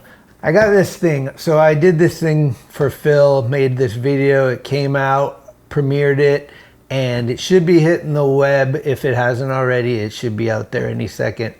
When I was doing that, I talked to some Think guys, obviously, but I also talked to some real guys. The gist I got was that there was some forced tension between Deluxe and Think. I mean, I've Do you feel that? I mean, I just found this thing the other day, dude. It's a copy. No, it's the actual fax. Me and Thebo used to fax each other in the mornings every once in a while. Just like, you know, this one's like, hey, dude, you know, my mom just had to put $1,000 down on this attorney so I can get out of this court case that I'm in right now. You know, and by the way, Henry needs some stuff. You know, because Henry was staying with me and Mike at the time. On a business level, Fausto and Eric beefed a lot. Yeah. Eric had Deluxe, Fausto had Street Corner. And they both had Ermico. But those dudes would just fucking, like it got really bad towards the end. But as far as like not skating with each other, like I think for me personally, it was more of like, okay, dude, we're gonna go out and shoot with Bryce today. Or we're gonna go shoot with Luke. You know, we're doing Think stuff. And it wasn't like we decided like we're not gonna go fucking skate with these dudes. You know, but I remember specifically being in the van with Think and real guys and sitting in a parking lot, and Eric Swinson was this. And he's like, okay, what do I fucking do with these guys? Who's the fucking guy on their team, man? Who do we gotta concentrate to turn pro? Like, what are we doing? And I was like, Matt Field. And he was like, what? I was like, dude, this dude got so much charisma, his style, his finesse, his attitude. He talks to kids. He's originally from the East Coast. He's got this rad fucking vibe. Turn him fucking pro. And Eric was like, okay. You know, so personally, I never even thought about the fact that we didn't skate the city together. because we went on. I mean, there's photos of us in Japan together with Matt Field and a couple of the other like real dudes and stereo dudes, and even when like American Dream was over there, I was fully backing. Oh yeah, Alyosha on that one, dude, and Ron. It was like, okay, this is like next level. And even like when Jordan Richter was gonna do Family out of there, I think it was called. Oh, I didn't know about that. Yeah, it was like, I'm fully down for this, dude. There's like so many people that were gonna do things or did things out of Deluxe that, I was supportive, but there was an inner, how do I put this so it sounds okay? I love Jeff Clint, but that dude used to come over to our warehouse, and like my office was right here, and I don't know if you remember, you could walk through right to the art department. Yeah. And this dude would walk in and be like, wow, this is cool. You guys are doing all this shit? And then a couple of weeks later, fucking Deluxe had it. And then they would do shit before us. Right. And that kind of got me pissed. So me and Keith at one point, like, you're not allowed to go in our fucking art department anymore, bro. It's easy to tell you're poaching, motherfucker. Like, And all due respect, I love Jeff Clinton, rest in peace, Yeah. But no, dude, I never put that together, and the riders hung out as far as I could tell. We would skate spots sometimes, China Banks or whatever, but. Yeah, it's just a perspective I heard from a couple people, so it's like.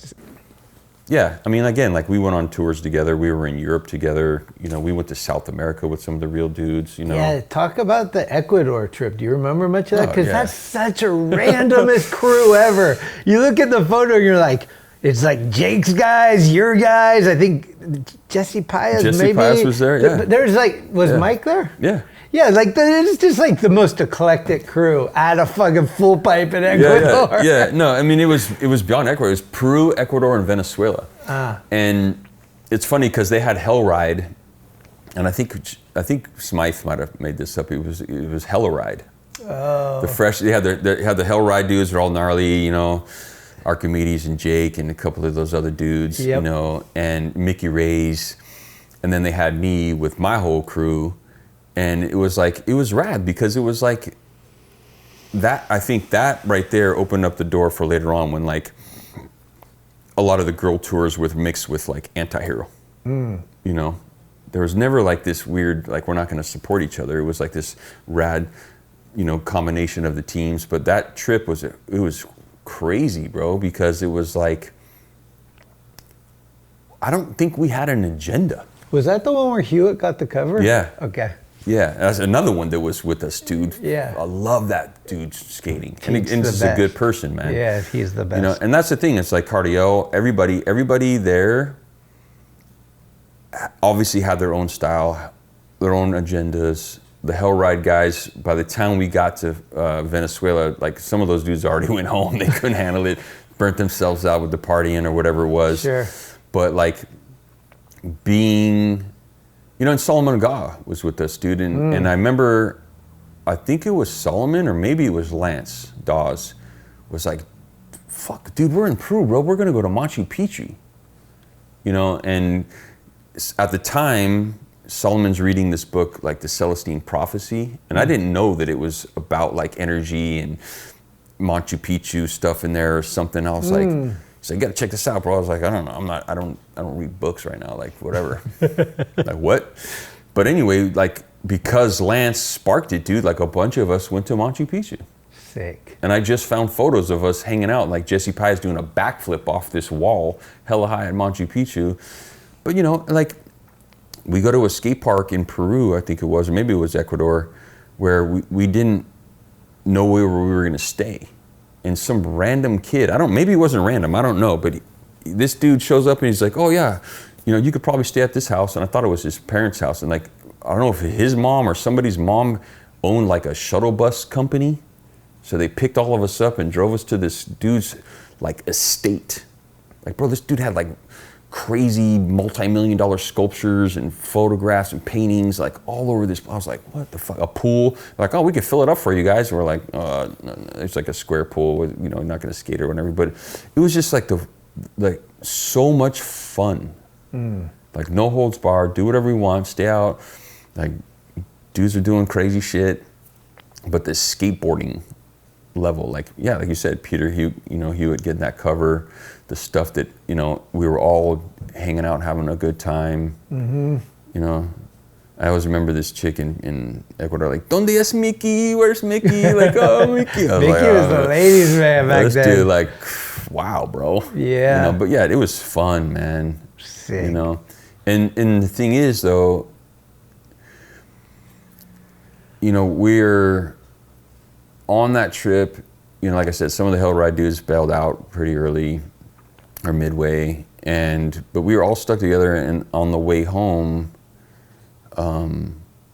we find out that one of our friends was murdered, like me and Mike and Rick. This guy Henry Browning. He's murdered like execution style over here at I think it was Hollywood Billiards parking lot. They found him in his car. And we were just like, whoa. That was one of the first childhood deaths that we had to experience. Damn. So that's then, like a heavy one. Yeah, that was heavy for all of us to process on the plane on the way home. Ooh. Yeah. And Choppy was there? Choppy Omega. My brother had a lot of anxiety, and I remember Choppy, I don't know what he had, dude, but I think probably maybe some Xanax or some shit. And Mike took some Xanax, and so did Choppy. And I remember looking over, and Choppy had his feet in, like, where we put the magazine. Yeah. He had his feet over there trying to get comfortable, and the steward and the waitress, stewardess, whatever, they were like, "What in the fuck is wrong with you guys?" Like, Jake and these dudes are getting drunk and all this wild shit. But it was like that experience being down there was so beautiful and so fun and so new. And for me, I was like, damn, I should have took Spanish. Yeah. I would have been able to hook up with so many more chicks. Funny agenda, but it was fun. But that news on the way home was devastating, and then and that was like, I think that was probably the beginning of this domino effect. Then it was Kit, then it was Phil, and then, but on the peripheral, because I was in this other communities of like tattoo artists and artists, graffiti, some gangster dudes, and like people just started going, and it was just like, for me, I remember my friend Janelle, shout out Janelle, I love you. She called me one day and she's like, "Dude, are you okay?" I was like, "What do you mean?" She's like, "It's like every other fucking week, every other month you got somebody going." I was like, wow. And that was one of the first people in my life that ever asked me if I was okay. Because I was always fucking, gotta be strong, gotta power through, don't show emotions, be a fucking, this way, and to lead into the, like the Phil stuff, like going to that documentary, it wasn't like a documentary, it was almost like a celebration of his life video, because documentary would have walked in through like all these timelines of his life and every single aspect of his life. This was more of like, let's fucking honor this dude. Let's let people know how rad of a person he was, a person than a skateboarder. Yeah. And I remember me and Jake Nunn, I think it was Jake, maybe it was Zach Martin, we were like, dude, did you hear him laugh? Fuck. I missed that laugh, dude. Yeah. No, for sure. I mean, I was tripping on it, reflecting, because I just got the text from Poncho, like, "I'm coming." And it was so last minute. And to me, like, so many people that were there it's all important to me. Yeah. But Poncho making that effort, like, I'm driving up by myself. Yeah. I talked to my wife. She's like, "You got to get there." And I was like, this is gonna fucking rule. Yeah, dude. Like and that gave me the confidence, like, because I make this thing and you're nervous, like all these people are seeing it for the first time. That thought was not even in my head. I was like, dude, it's a reunion. Greg, Keith, fucking Zach and Jake flew out from Texas. Yeah. Like, people want to be together. Yeah. And me and McKenney were reflecting, we're like, dude, you're looking over at the Adrenaline team being together for the first time in who knows how long. Yeah. You, Keith, and Fish together in one room, 10, 20 years. It's 20 years like, at least. All these people, Hansi Driscoll's there, like Minor, fucking, and you're just like, this is my whole life in skateboarding. This is like in a room, just like bye-bye. Yeah, this is my chosen family. It's pretty. It was massive, dude, for me, because, you know, I'm riding off the wave of going to Epicenter for Jacob Rosenberg, and that was like a EMB reunion. Right, the week before, Yeah. I think. Yeah. And then I'm grieving that Embarcadero's gone. Yeah. Like stepping on the bricks and like borrowing somebody's board and rolling on the bricks for the first time and being like, this place is about to just disappear. Mm-hmm. And then coming to your event and seeing even more people that are part of the chosen family. Like I'm walking, I park my truck in North Beach, and I'm walking up towards these restaurants to meet up with Jake and Zach, and Fish and Johnny Marshall are walking down the street. They're like, yo, what the fuck? I'm like, divine intervention, bro. You know, and to see, you know, both those dudes doing good, and it was cool, man. And then to walk into this restaurant that I used to frequent on like a regular when I was hanging out in San Francisco, going out on the weekends. Yeah. You know, and reconnecting with the woman who was the waitress and being like, yeah, man, what's up with Anna? You know, her son skated, I gave him, she goes, that's my son. Thank you for hooking up my son. You know, and then coming to your show and hanging out in front and like seeing Keith and Fish and bonding that away again. Jeremy and Freddie. Dude, it's so many people. Yeah. You know, and even walking outside and seeing Wingding, you know, Mike Kao out front, I was like, yo, that to me was like, oh my God, dude, to know that he's alive and doing good and fucking looking good, man. And, you know, connecting with Poncho and then Poncho walking out afterward and like spending extra time together and connecting with Dan Azaretta. And I was just like, this is something that I think is really unique to skateboarding. That like a person that's Phil Shao crosses over, we grieve for still to this day. You have the ability to put all this footage together, edit it, blood, sweat, and tears. Yours and a lot of us that got filmed for that video. And have to sit there and relive other people's trauma with them. Your own trauma. And having to like step back and be like, okay, I need to take a couple days, maybe a week or so, to like regroup my own emotional state, because the connection that you and Phil have is beyond even me. Even though towards the end, me and him were like together on a regular basis almost every day because he was across the street. But it's like your guys' bond was like beyond, like you said in the beginning of this interview, it's like he brought you in. Yeah. You know, and he was a key element to the success of Think Skateboards. Yeah, you know? I think one of the things that you said that really stuck to me and touched my heart was you're like, when I saw Phil skate, it verified that I wanted Think's whole team to be ATVs. Yeah. Like I wanted them to skate everything because I saw the way this dude did it, Trahobo's doing it, you know, and all of a sudden, these guys, that's the team. And you talk to Lance Dawes and like, what, dude, Lance is seriously one of the best. I love the dude. He talks the right game. He's got the edge, the attitude and the knowledge, everything. It's so perfect. And he's like, dude, you take Think to a demo? Nobody's got it like that. Yeah. Nobody. Yeah. Like, Trahobo, Wade, Phil, and I'm just like smiling. I'm like, there's a dude for every obstacle. Yeah, and it was just blow out the demo. No matter what you set up, these guys could skate it. And not only that, they wanted to go skate your spots no matter what they were. Yeah.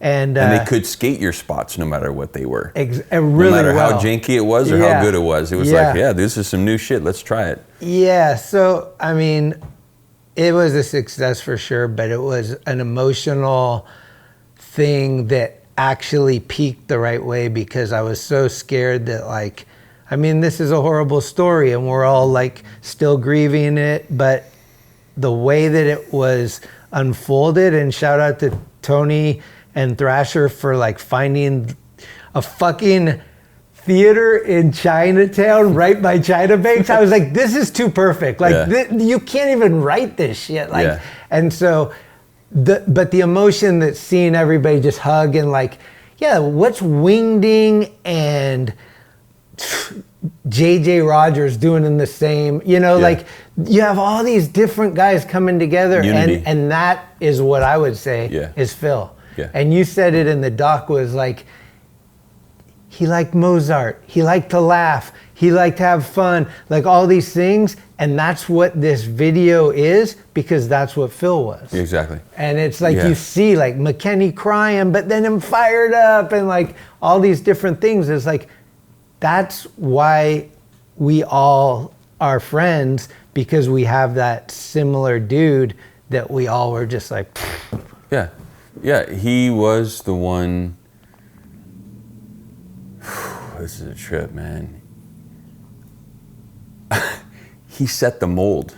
Like you said, like when I saw him, I was like, okay, ATVs. He's the one who set the mold of like, this is going to be a team where we got people like Wade Spire. To this day, besides Danny Way, one of the best ATVs ever.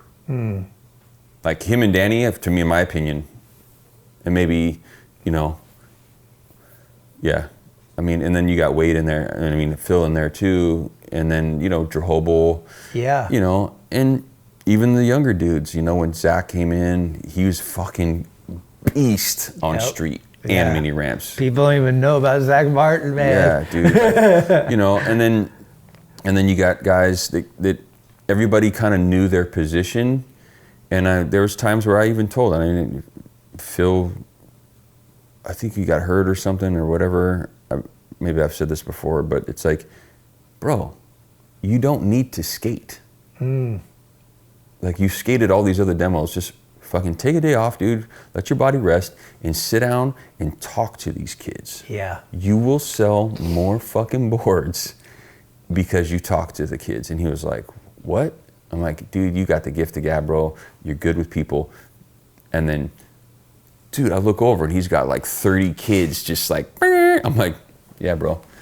Like, and a lot of the other guys did that too, and it was like, at the time it was like, he, set the mold, but then I had guys like Zuwanich who almost like on that one big tour was like a co-team manager. Right. For me. I was like, fucking A, dude, this dude's got it, bro. He was the can-do guy. Yeah, like he was like, we could do Fausto's it. right-hand man. Yeah. Can you do this? Yeah, I'll figure it out. Yeah, that's after that tour is when that happened for him and Fausto. Okay. Because he had some kind of hotel discount card that his parents had, like 50% off. Oh. So dude, we were staying in like 5-star hotels for half the price. They were still like $250 a night probably, but they were like $500 rooms. And we were like, I remember being in Chicago, I think it was, and like we're at this big banquet table. Everybody's got Think Gear, and this lady comes up, are you guys some kind of like baseball team? We're like, no, we're skateboarders. And she was just like, what?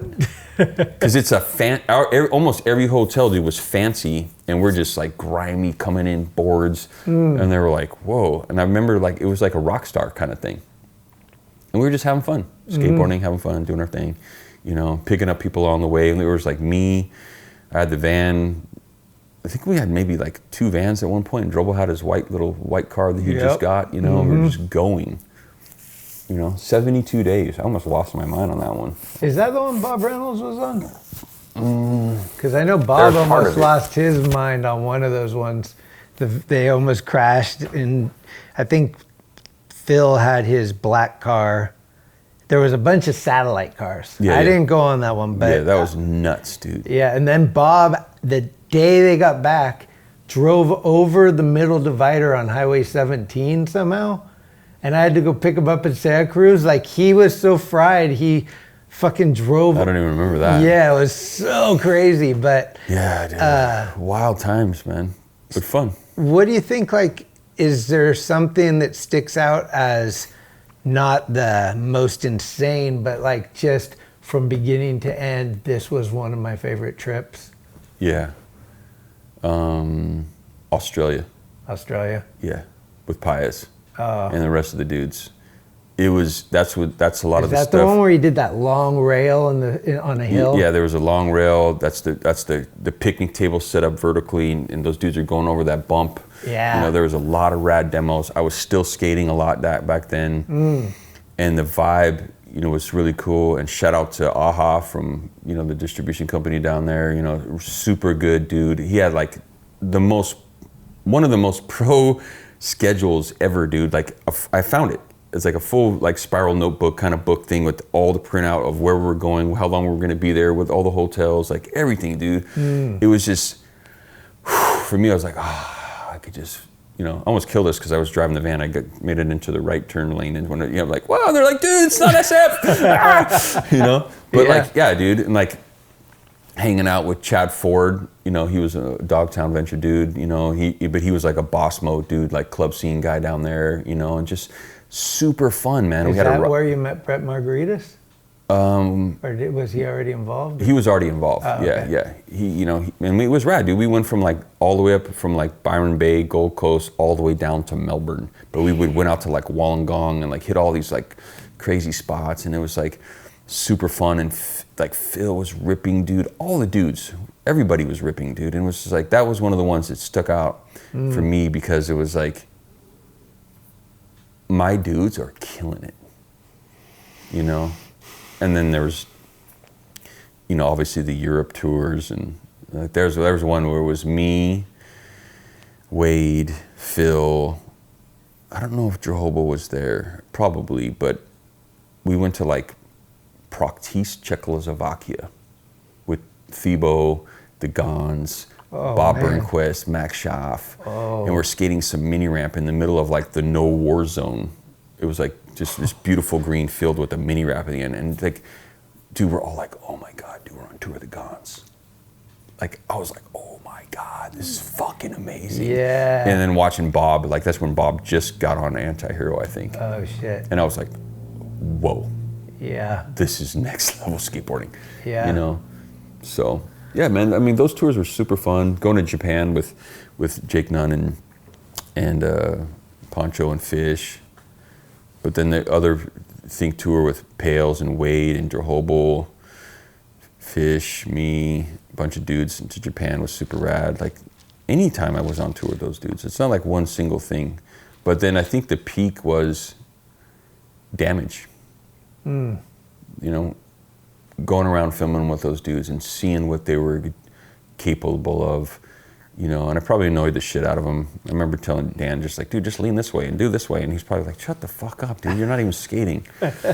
But that was my mind. I was like, I would see lines that I wanted to do, and I knew with Dan, I could be like, hey, dude, try this. Yeah, it's like you're playing a video game. Hey, your ability could go do this thing I want you to do. Exactly, and it worked, dude. And like that, and to see how Dan and Phil and Paul stepped up to edit it at Mike Shaw's house, you know, and I was like, whoa, dude. That was fucked. That was when I started getting into like seeing what editing was. And a lot of people don't know this, and you'll probably find it out in the documentary, but it's pretty subtle and quick, is that in those days that they were editing tape to tape. So once you had a section, it was you can't go back and add things. So towards the end of the whole process, that huge day at China Banks happened, and that's why all that footage is in the credits, because it was like the video's almost done already. We can't put it in our parts. Yeah, there was except for I think Drohobo might have had the last part. And so he had, I think, a clip in his part, but people always ask me like, why is that in the credits? Like the best shit. And you're like, yeah, because there was no computers. There was no Pro then. Tools. Yeah, exactly. Yeah, there was no editing. Like, I mean, it was kind of an editing bay, but it wasn't like it is now, where you can just drag and drop digital shit. It was like, no, this is coming off of fucking high 8s, man. And then there was a little bit of, you know, the VX1000 in there. I got a trivia question. Okay, hopefully I got an answer. If you remember or not, Rob Dyrdek quit Venture. Why? This is funny, man. So Rob quit to start Silver Trucks or some shit, but didn't tell me that he's quitting. and he was still getting a check. Granted, at the time it was probably $100 or whatever. So we're in Canada, and me and Cochrane go to, I think it was a hotel or maybe it was a club or some shit, and Rob's in there playing pool or whatever, and I fucking checked him. I was like, dude, you're a fucking bitch, bro. You don't have the balls to fucking call me up and quit, or I said something like that, and you're still getting a fucking check, dude. Fuck you. I was pissed, but we were young, still, and it was it's funny, man. But then, to see what Rob has done with himself, and honestly though, when he was riding for Alien and Venture at the time, like we would talk regular, and I was like, dude, like you guys are fucking killing it, bro. Like Alien was like one of the top shit. Yeah. And I don't know if he was on DC yet or what that was going on, but I was like, dude, what are you doing with your money, man? And he was smart back then. Like he started, I think he was one of the first guys that I knew of that started investing into like apartment buildings. I think he bought a bunch of apartment buildings in Dayton or something, and then to see, real estate stuff and whatever. And Colin McKay, like his dad really was like instrumental in helping those guys, with finances, but we never had that kind of guidance.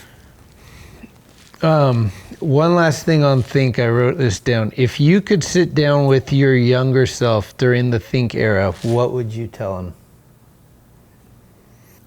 Fuck, dude, that's a gnarly one. Do you feel like fucking the song "No Regrets"? I did it my way, or do you look back and go, I learned a lot, and I could go back and do things a little differently if I had a second chance?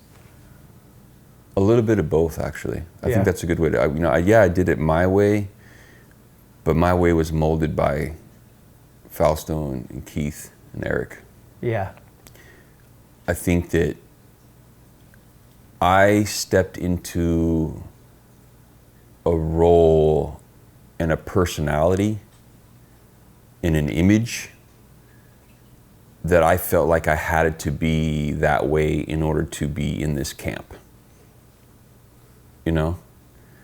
But one thing I will give credit to Fausto for, by proxy kind of, is he taught me how, and again, by proxy, not telling me, sitting me down and like, this is how you do this, how to speak up for myself, how to believe in myself. He did sit me down one time when I got back from Tampa.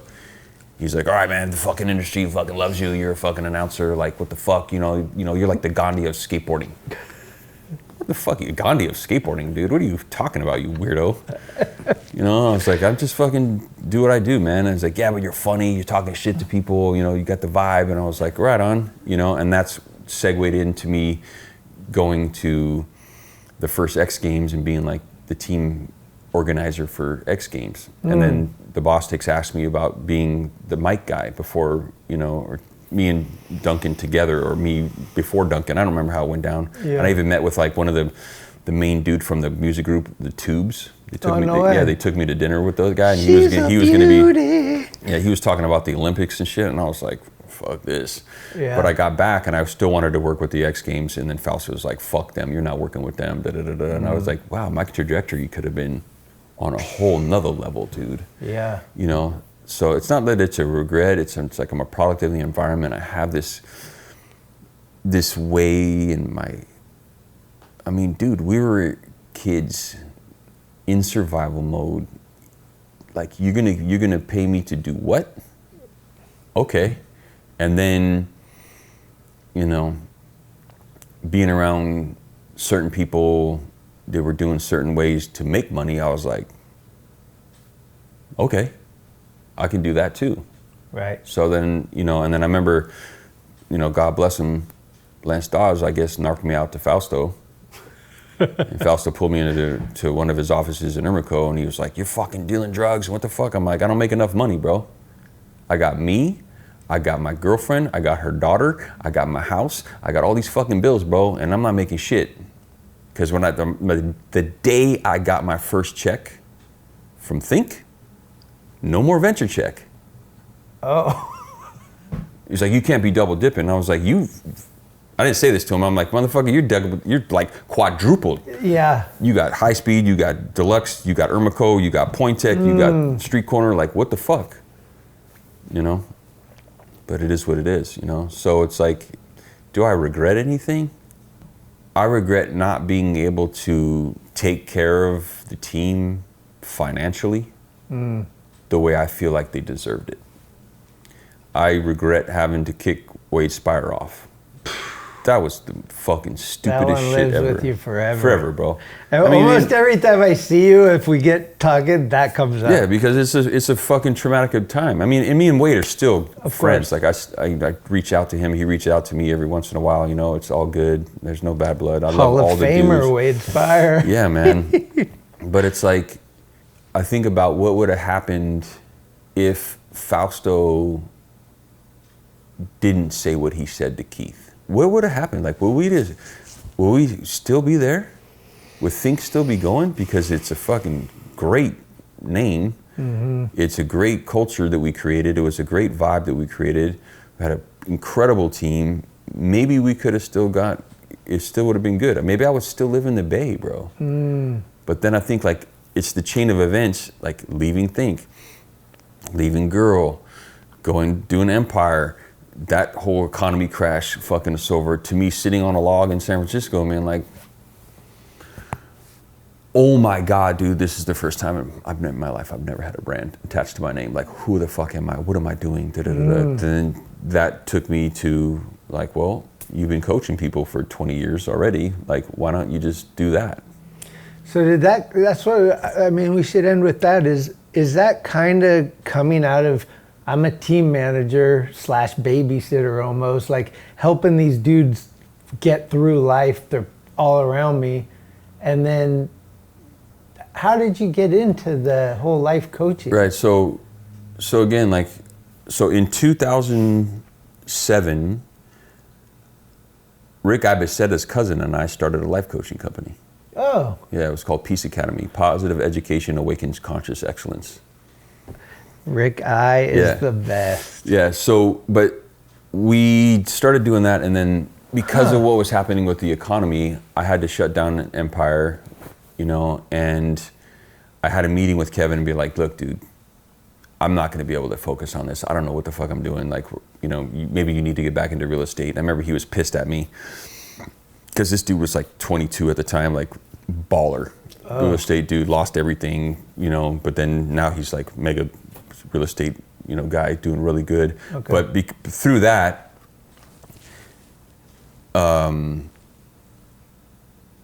somehow, I don't remember how this connection happened, but Kevin hit me up and he's like, hey dude, this guy's having this event, you should come check it out.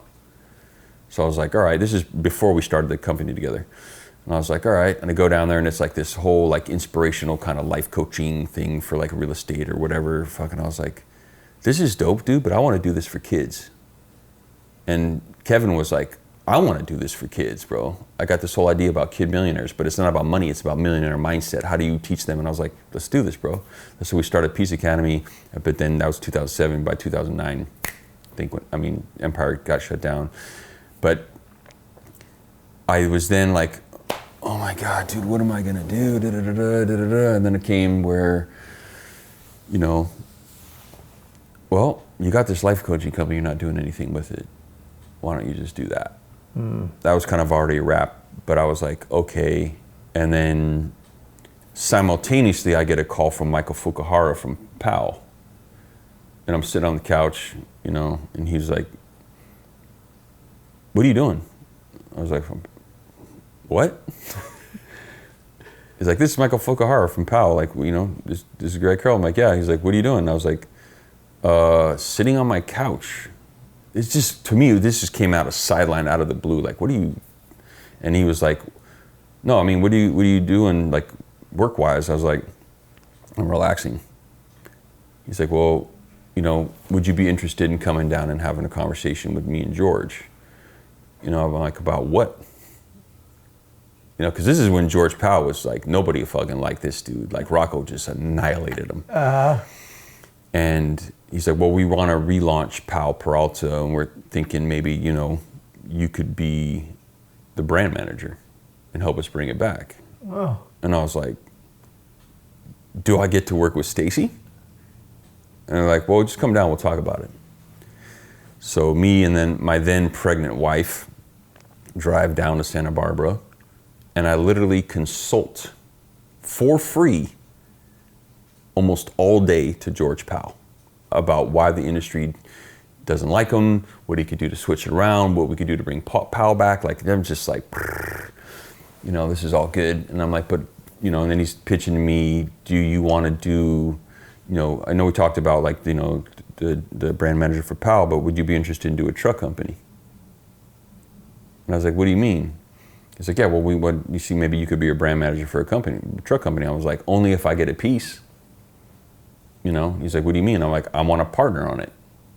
He's like, well, we don't do that. And then I said, then I don't do that because I know how much money I helped Fausto and Eric make. I'm not doing that again. Yeah. You know? And he's like, well, we don't really do that, you know, but how much, you know, what are you looking for salary? I said, you know, with all due respect, somebody of my caliber, you know, this is going to be like, I think I said 185 a year. He's like, okay, that sounds right.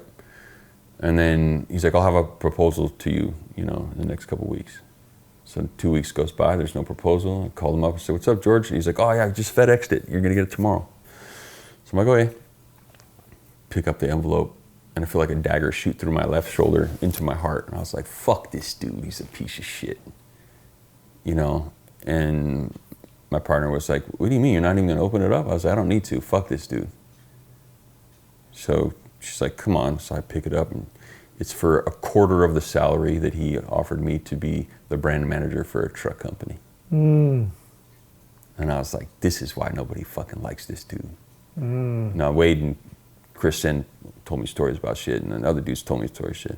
All due respect, he's done a lot for skateboarding, but I called him up and I was like, George, what is this, bro? He's like, what do you mean? I was like, this is for a truck company, dude, for like 80 grand, bro. Like, what are you doing? He's like, oh, sorry, we don't have the Billabong salary to offer you. This is right around the time that Billabong came in and did the licensing thing with Plan B and all that. Yeah. And I was like, Billabong salary, bro? This has nothing to do with Billabong salary, bro. This is why nobody fucking likes you, dude. You're a fucking dick. And I fucking, and that was it. And then I was like, whoa, shit, now I really got to figure this out. Oh, shit. Because it was 85 grand and I had 15 grand in the bank at the time because I lost everything. Oh. Right, when Empire shut down. And then that's when I moved down to Southern California. I thought I was going to do real estate with Kevin Sturdivant, and that was a really good ego smash on me. Like, dude, I can't just get on the phone and fucking take orders. I got to fucking have people tell me to fuck off. You're doing cold calls. Oh, man. I was like, I can't do this, dude. So then, at the time, one of my main spiritual kind of teachers lived right around the corner from me. So I just dove into that, and she helped me out a lot. But then that's when I got the phone call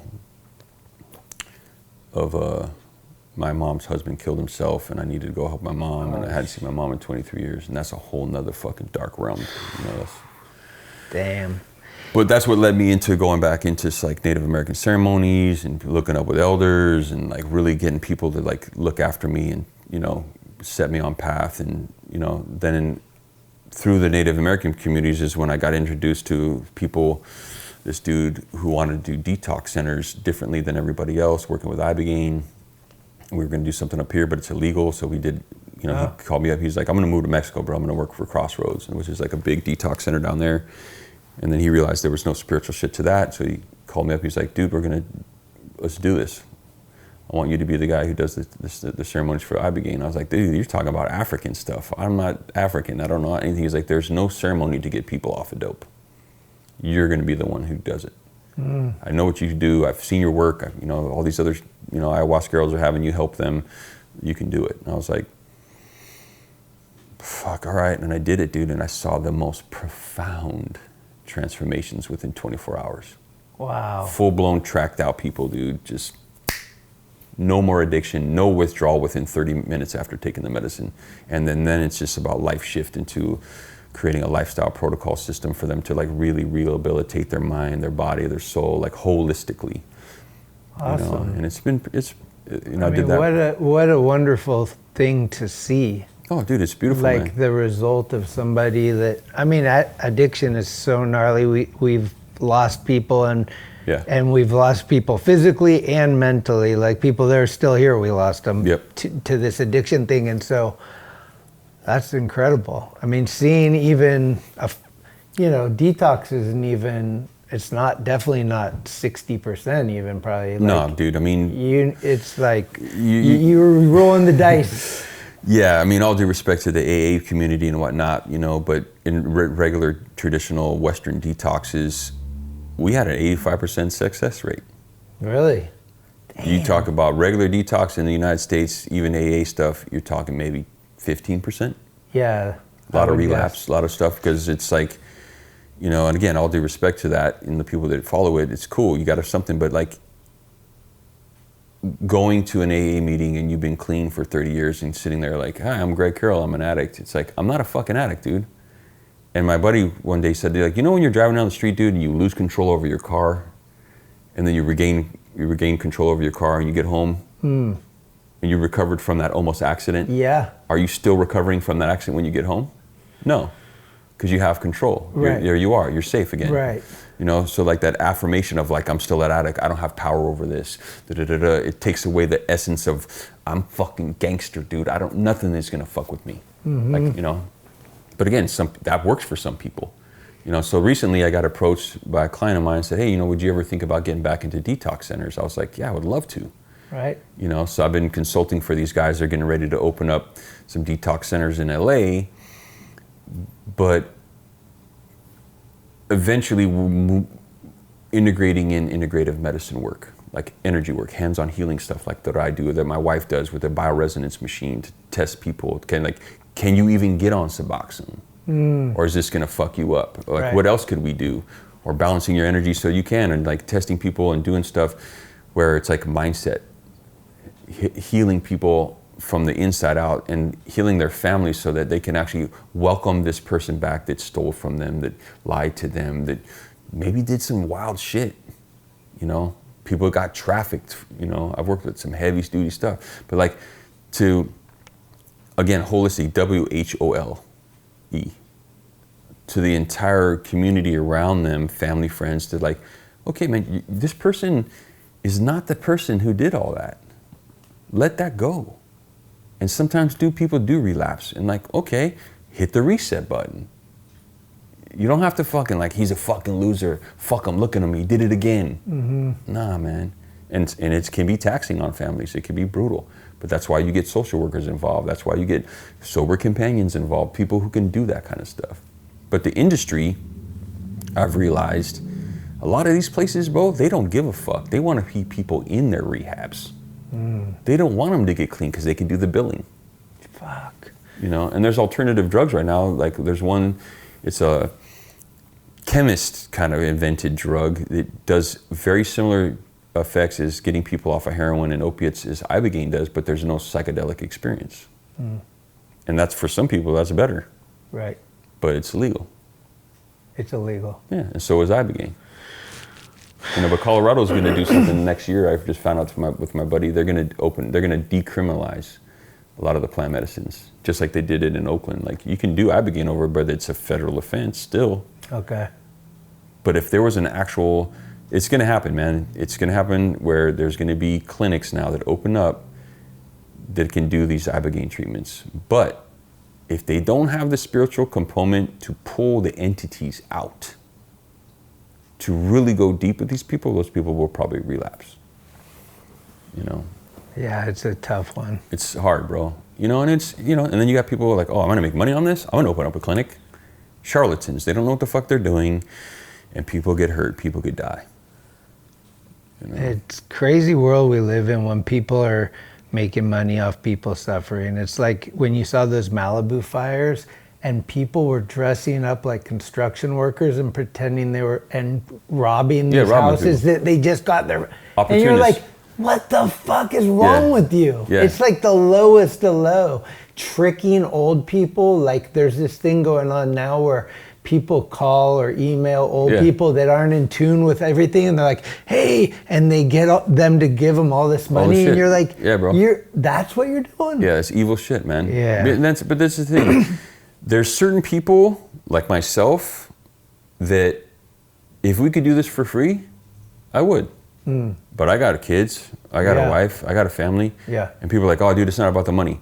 Then give me your money so I can go help more people. Yeah. You know, and even like there's shit in California with the homeless people where there's these companies that start and they get all this grant funding and all this other stuff, billions, bro, and they don't give it to the community. They don't really help people get off the streets. Granted, there's certain people in those businesses that will actually do it, but like I have a buddy who was just like, dude, I used to work at one of these places, dude, they're shady as fuck. I'm like, wow, bro.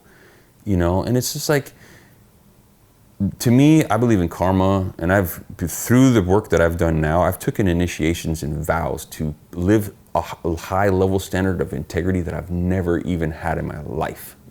Like there's certain things I just don't do, I don't get involved with, and I don't want to shit around me. You know, so that way the people know, like, okay, this dude is this kind of person, I'm gonna go to him. I'm not some dude that just took a fucking weekend workshop and I'm calling myself a fucking shaman. Right. You know, it's like, no, dude, I have too much respect for the elders, the ways of doing things, and also the patient. You know, I love coaching people, man. I love helping people. And that, like, go back to what you said earlier. Yes, dude, it's organic from like raising my brother. Right. Not in a fucking really good way, dude. I was a dick, but I didn't know how else to do it. Because you're coming from some dude who used to hit me or throw garbage on my bed and just like violence and all this shit. Not that I was super violent with my brother. Yeah, we got into regular fights, but it was shitty. We worked it all out. But like, it's about like being able to be who I am now compared to like who I was there. It's like people say, oh, people don't change. Motherfucker, I'm a living example of somebody who changed. And I know, I've seen it. I've seen full-blown Phoenix kind of transformations, dude. Yeah. Like, wow. Like, you are an incredible human being, man. Like, whatever you did before, it's okay.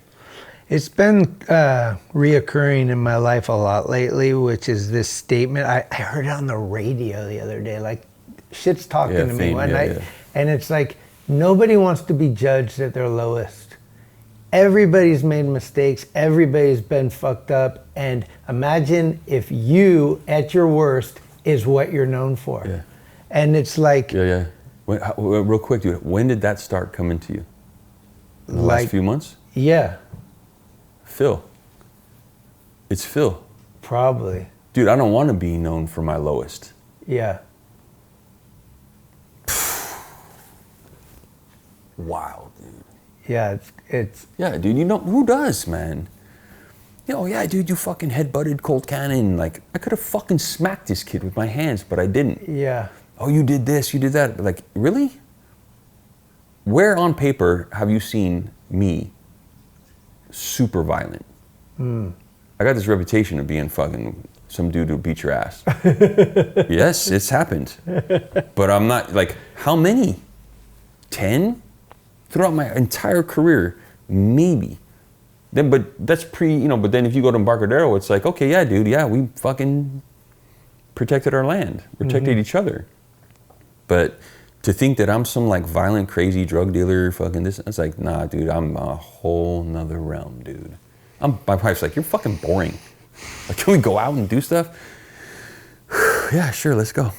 Yeah.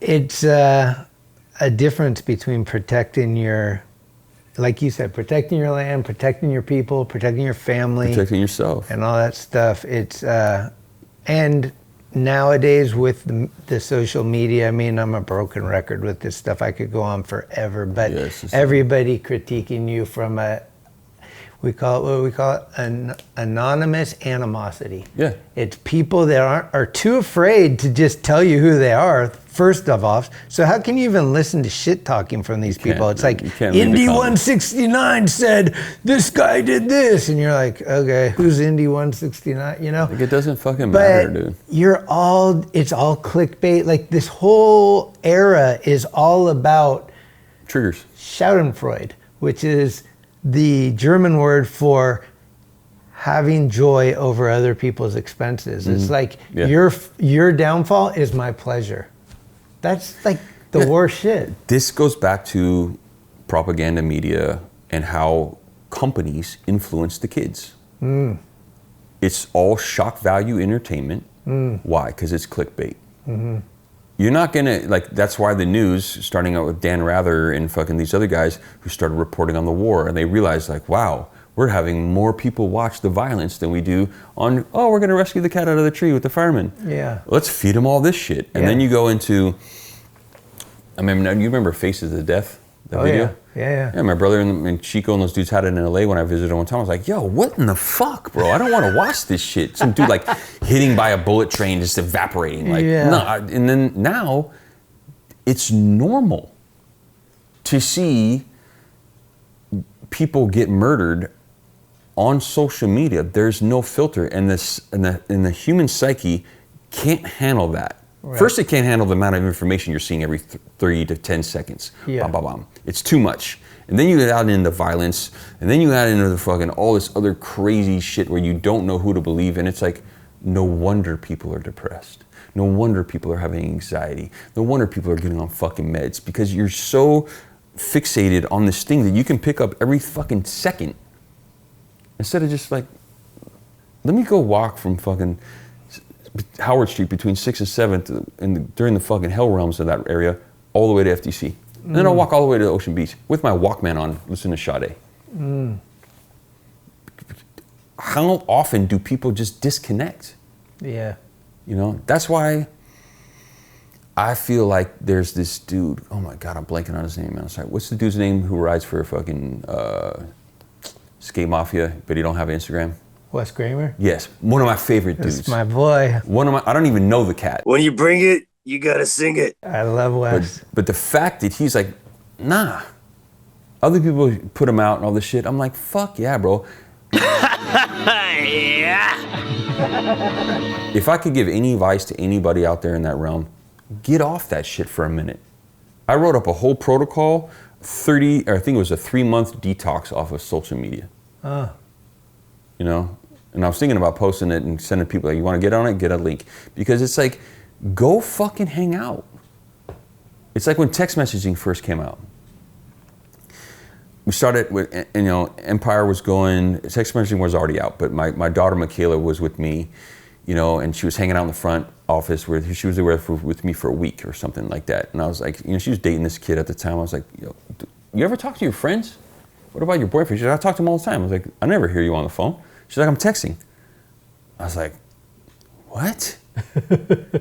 Like, you know, you don't talk on the phone? Like, you don't hear their voice? And she's like, yeah, whatever. So I'm driving her back to Sacramento, and they're, you know, those kids that sit in the corner, they got the signs, and they're almost look like a raver. Yeah. And then she's laughing and fucking, she's like going to text him. Don't text him, call him, and share what your experience is. Yeah. And she did, and they're both laughing and da-da-da, and she gets off the phone, she's smiling. I was like, see? There's a false reality thinking that you're really connecting with people on social media. It's false. It's Facebook. It's fucking bullshit. Like, let me show you who I am. It's like, you're not hearing the voice. Right. You're not calling the home phone to talk to fucking this dude, and you got to talk to his mom first, and then the brother wants to get on the phone and talk, and you're talking to the family, and there's like, it's a dismantling of unity, the connection do we have with each other. It's a false sense of like, oh, I don't have to call this dude. I know what Schmitty does. He's on his podcast. He's doing this. Like, I don't got to fucking hear this dude's voice. It's like, no. If there was a sense of community and connection and like tribe again, and that's what skateboarding gave to all of us. And now, another first impression from Timothy Donald McKenney. That first impressions was the first time Greg was on our soil, in a sense, like we're in our backyard. I'm used to Greg being at EMB, or, you know, like in the city or something, right? Or on a video. So my first impression was up at EMB, and the first bencher hollows came out, and the base plates were too thin. So all the E and B kids were just breaking them and throwing them up above the 3 stair. And here comes Greg walking up. He takes one look at all the broken base plates, jaw drops. You can tell he just turns around and went to call Keith, dude. It was fucking hilarious. But the first bencher base plates were so thin, I'm pretty sure those kids were just putting them in the cracks and turning them to break them. So Greg comes up to like 30 of them broken.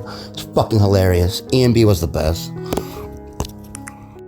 I had a bet with myself recently, which was, you know how they do like dry January, don't drink. Yeah. Imagine dry January is no any photos or text or anything. No distractions. Like, right. Would you get more phone calls? Would people be like, I don't know where this dude is. Like, he's not posting. He hasn't texted me, blah, blah, blah. And all of a sudden, like, it's just a test, I guess. It depends. Like, would all of a sudden my friends be like, hey, you know what? I'm going to call this dude because I don't know what he's doing. Yeah. But if you see it all the time, you're like, I don't need to call him, like you said. Yeah, exactly. But it's just this thing that, like, I was telling Cheryl is like, okay, we're old, yes.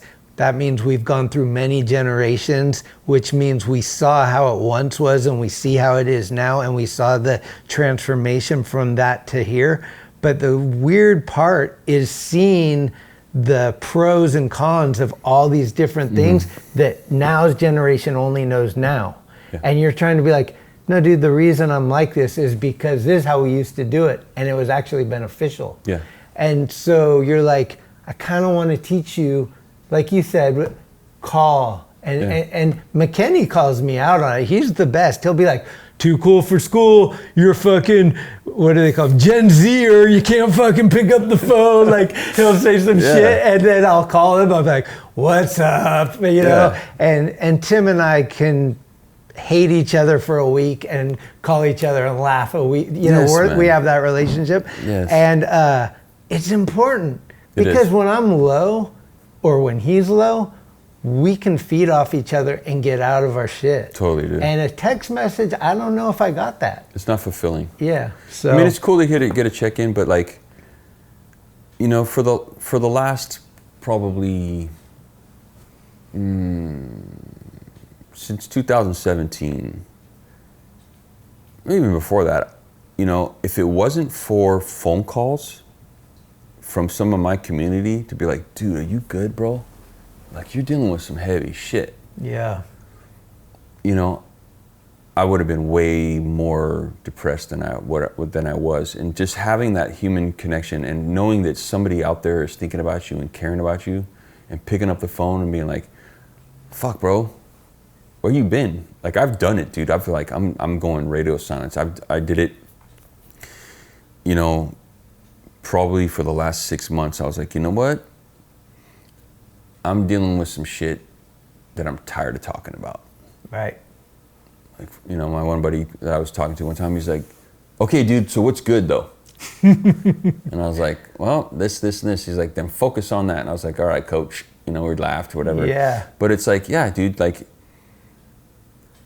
if it wasn't for my wife, Shelby, now, you know, it's like to be this anchor, to be this light, to be this focus. I mean, you know, kind of like your wife, you know, it's like, calling me out on my shit. Like, no one has ever been able to get in my head the way she does and motivate me the way she does, because there's a mutual level of respect, you know, and she's super tapped in energetically, you know, and she's really good with our kids, and it's just like, fuck, dude, this is so good, man.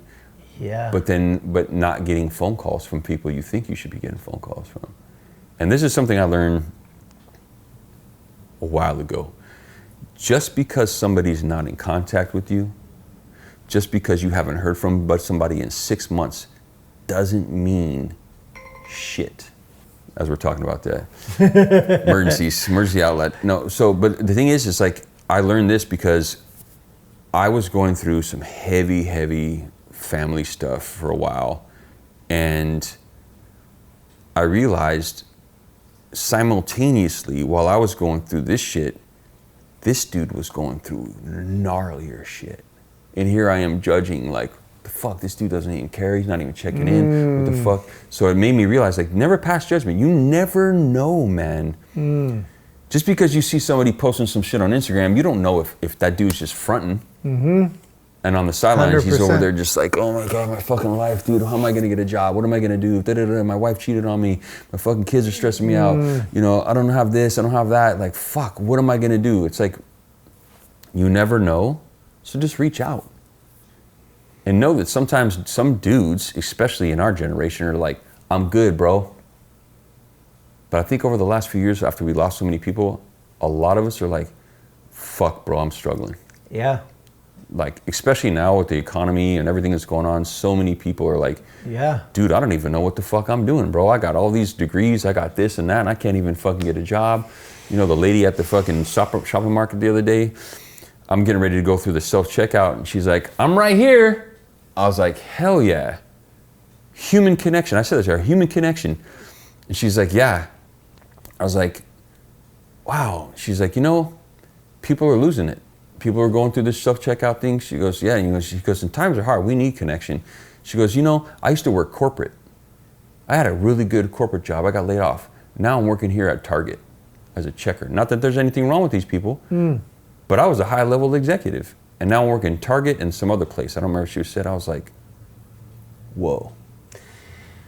People are hurting, man. And if people go back to unity, respect, and I pray every day, you know, God, universe, creator, whatever you are, man, permeate compassion to the hearts and minds of every soul on this planet, because there's so much fucking evil here right now.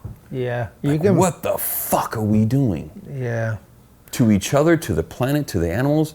But then you look in history. Humans are fucking dark, bro. We've been doing some dark shit since fucking day one. For sure. You know, but it's like, okay, there's darkness. How are we gonna show up?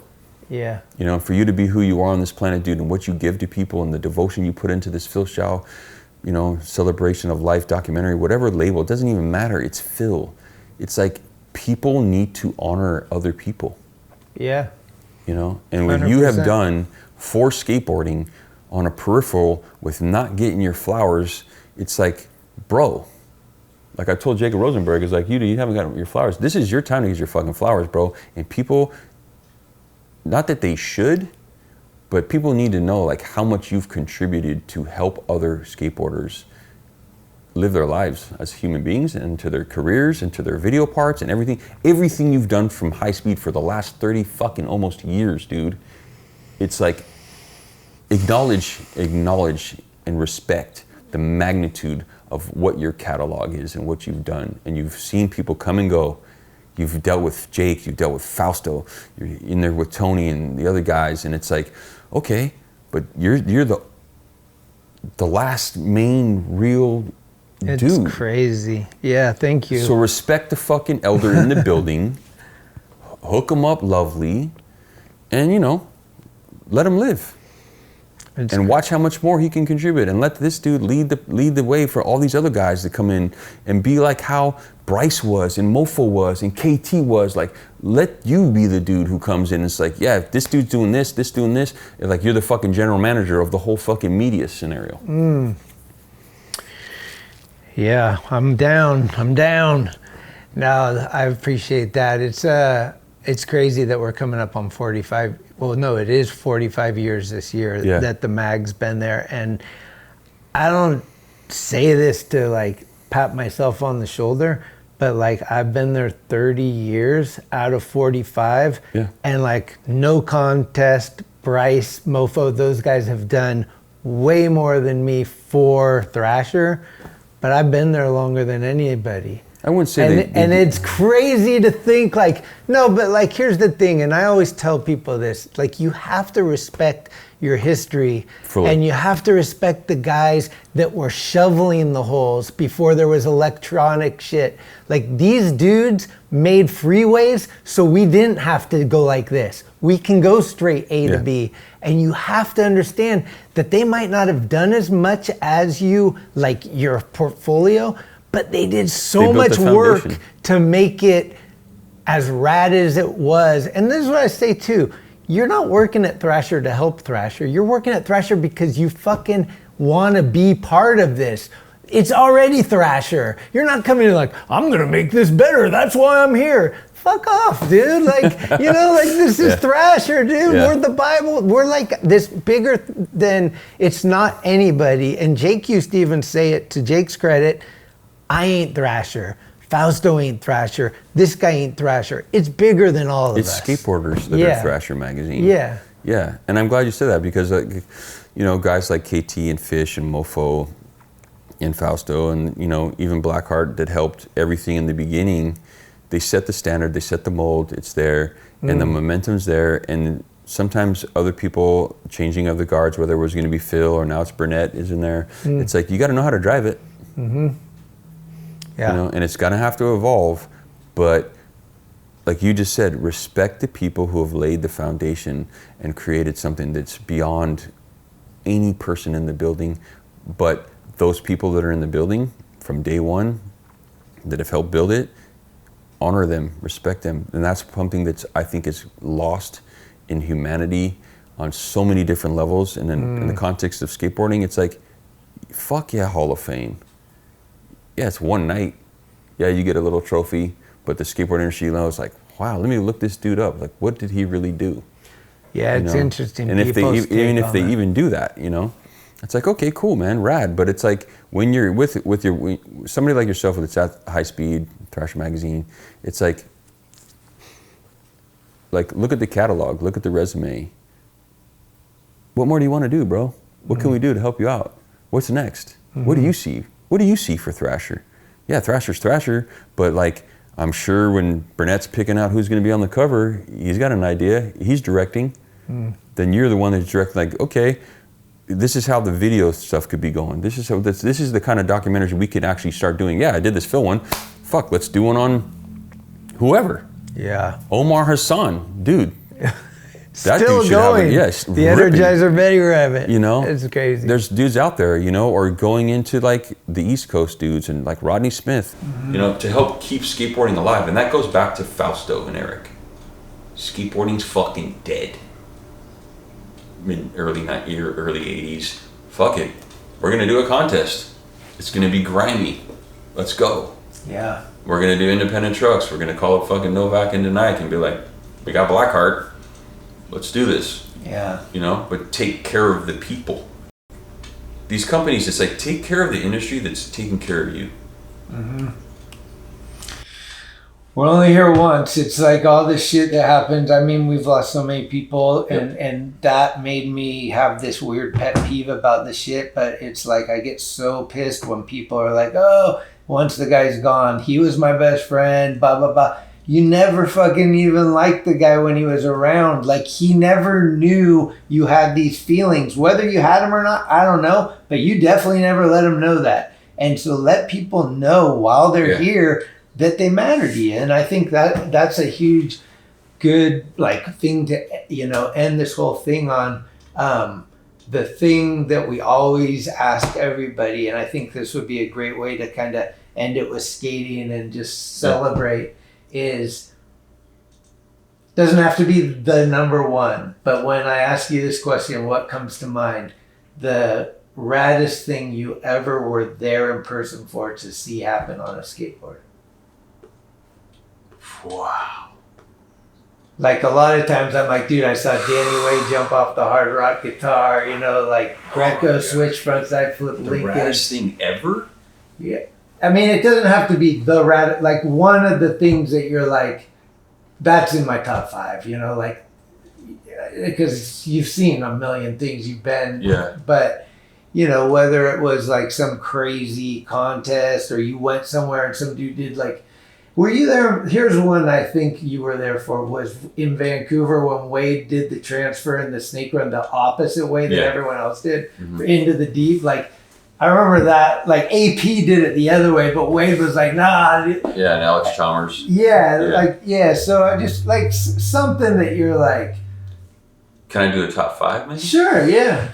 Okay, so I was just talking to my brother about this yesterday. Like, when we spent, I think it was maybe a month or so, maybe it was a summer at the 8th Street house, going to this guy Andy's ramp with Danny and Alfonso Rawls, anyway, Alfonso Rawls. And this is the first time I think I really saw Alfonso skate vert. I saw him skate mini ramp and street. He's one of the original ATVs. I don't think he gets enough credit for how much he contributed to technical skateboarding on vert, but this dude was doing like kickflip 540s, I think back then, stalefish 540s, varial 540s. I was like, oh my God. And then just annihilating the lip. Right. That was just like, okay, yeah. That was one. I remember stoked on his parts. Seeing Steve Douglas basically invent lip tricks, like hurricanes and sugar canes, feeble grinds on vert. The new deal, right? Yeah. The nose grind of the lip slide. Yeah, all the stuff that he did was profound. And then I think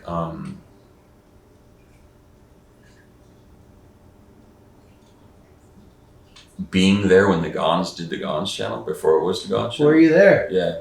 Being there when, me and Mike are in the background, I think it's September 86, I just looked it up. Thrasher Magazine, Gons and Otis falling off the top of the pyramid. We're standing on the pyramid. Oh, shit. Yeah, that was like game changer day for me. Oh, dude. And then...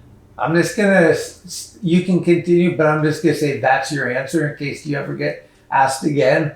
The Gons, all in the Gons. It's like, yeah, the Gons, all in the Gons. You know, stamp that. Yeah, but everything about, being part of the Embarcadero and seeing that would happen. Yeah, and big shout out to Jake Rosenberg, who's finishing up. This is the reason Greg's up here today, is they're finishing up. Jacob just did the book and he's interviewing these guys. Yeah. There's probably going to be tons of I don't know what he's got in the works, but there's videos, there's microphones, and there's a star-studded cast from Kelch to Carroll Brothers to, who do we see? Arco and Carl Watson are down there, so look for that. Yeah, it's going to be fun, man. It was really fun to be a part of that. And yeah, I mean, I'm in your house, dude. All these years later. Yeah. And to me, to see now where you're at in your life, still in the mix, still doing what you love, still part of skateboarding. And to me, this is a success.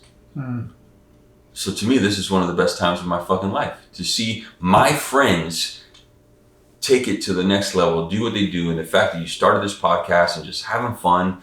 I remember you talked about it a while ago, like, yeah, dude, you want to do the podcast? I'm like, yeah, but I don't want to do it on Zoom or anything like that, dude. I want to be in person, dude, because the connection that you and I have, beyond our names being the same. Yeah, Greg on Greg. It's just like, yeah, dude, this is fucking awesome, dude. And I'm so happy for you, man. You should be proud of yourself. And this is good, dude.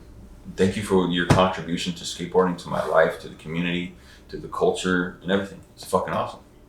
Appreciate it. All the people in our, this isn't butter each other up time, but sure, honestly, without a doubt, Phil and Paul were so huge for me, and Fausto and you, but you first, and then Fausto when Phil died, giving me the opportunity to do something that, if I was being honest at the time, was way above my, I ain't qualified for this. I'm down to try it because this is the pinnacle of what I want to do. Are you kidding me? When Phil died, Jake came up to me. We're all sitting there. Keith Cochran, you came up to me and you said, "You got sunglasses on? What are you, a pussy? You crying?" I was like, "Yeah, I'm crying." But right after that, Jake came up to me and he's like, "You're going to work for the mag now." And if I didn't interview myself, I don't want to be in the documentary I'm making. But if I was going to say anything, the impact of that and the moment of Jake Phelps is one gnarly dude, very intimidating, not very friendly, all the things that you would think that come along with him. And you have this position at Think that you're pretty comfortable in, you've been doing it for a while, but you just lost kind of the glue, and you have this opportunity. It wasn't instantaneous for me to say yes. And I have anxiety. I have a lot of anxiety, probably more than your brother. I don't know how much he has, but I got a lot too. So, but yeah, and taking that opportunity and just doing the best you can. But every time me and you got into a talk, it was like, dude, you're gonna get yourself on a plane. That's what you're gonna do. You're gonna open up this whole thing to things, and you seriously were the most. Come on, dude, come on, like. And I tell it to the guys at Thrasher now, like, I need a fire. I need a guy that's like, hey, dude, and get you hyped. Like, I don't need headphones and like solitude. I need like community. Yeah, and Jake was the same way. He would come in and be like, where the fuck is it? I was like, what do you mean? We just did it last night. Give me time to make it. He'd be like, I need that today. I'd be like, fuck, it's J. Jonah Jameson and shit. You're like, okay, but it would spark you to be like, this guy cares about what I'm doing. I want to impress him. Exactly. And all that shit matters. So it does. Big shout out to you. Shout out to Keith, Paul, and Phil for sure, and just everybody who's been a part of the whole thing, and that we're all still here. Yeah, man. I feel really blessed and lucky to still be here. Yeah. And not give up. Yeah. We're skateboarders. Get the fuck back up, dude. I like that. Shout out to Suicidal Tendencies. Heck yeah, my soundtrack of my youth. Dude, thank you so much. We did it. Of course, man. Thank you. Greg on Greg in the mornings, every Monday, Wednesday, Friday. Let's do this. Yes. Right on, bro. Thank you. And now, a word from our sponsor, Oro Coffee. That's some damn good coffee. Order 1 or 6 bags at orocoffeeroasters.com. Y'all like music? Because you're listening to SMFM.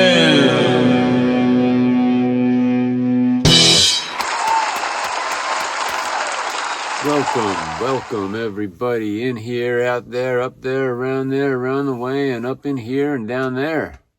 Welcome to this installment of SMFM, where this week we're going to bring you a band from Maryland on the East Coast.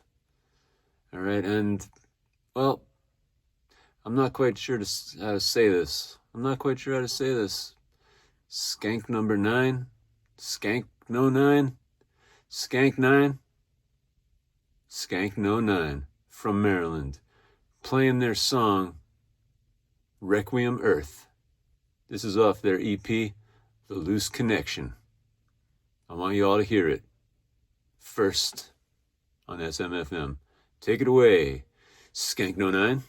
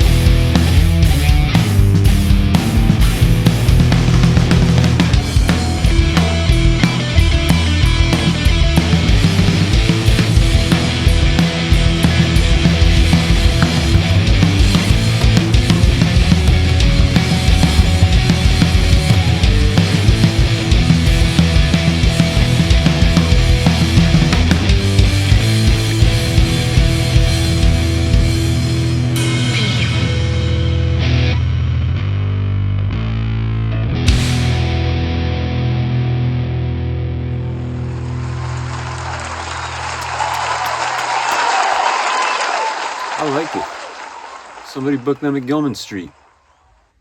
We're not getting crap through SMFM, and I'm very pleased with this. This is high-quality underground music. And we just listened to Skank No 9 from Maryland. You can find out everything you need to know about them at Skank No 9. Do they have ties to skateboarding? How did I hear about them? Do they have ties to Talkin Schmidt? You be a researcher. And start on Insta. Great song. Great snare sound. Sometimes that perks my ear up when I hear some, drum shit. All right? All right. I love you. See you soon. Pieces.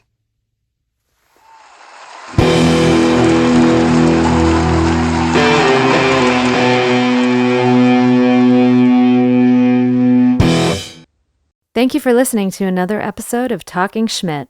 You can subscribe to the show on iTunes, Anchor, Spotify, or anywhere you get your podcasts. When you subscribe, you'll get notifications every Tuesday of new episodes the minute they become available. Also, please leave reviews and a 5-star rating. It's the best way to help the show grow. All of the episodes will always remain free, but if you would like to help support the show, you can do so at TalkingSchmidt.com, where you can pick up some merchandise like t-shirts, beanies, hats, and stickers. The website has an entire archive of all of the episodes, with extra photos and videos. Email us with any suggestions, comments, or ways that the show may have improved your life at talkingschmidt@gmail.com. All interviews are conducted, edited, and produced by Schmitty.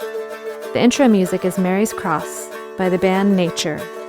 A very special shout-out goes to the executive director, Cheryl Camisa. Shout out. Love it! This is Talking Schmidt, where the Rolodex is deep, but the conversation is deeper.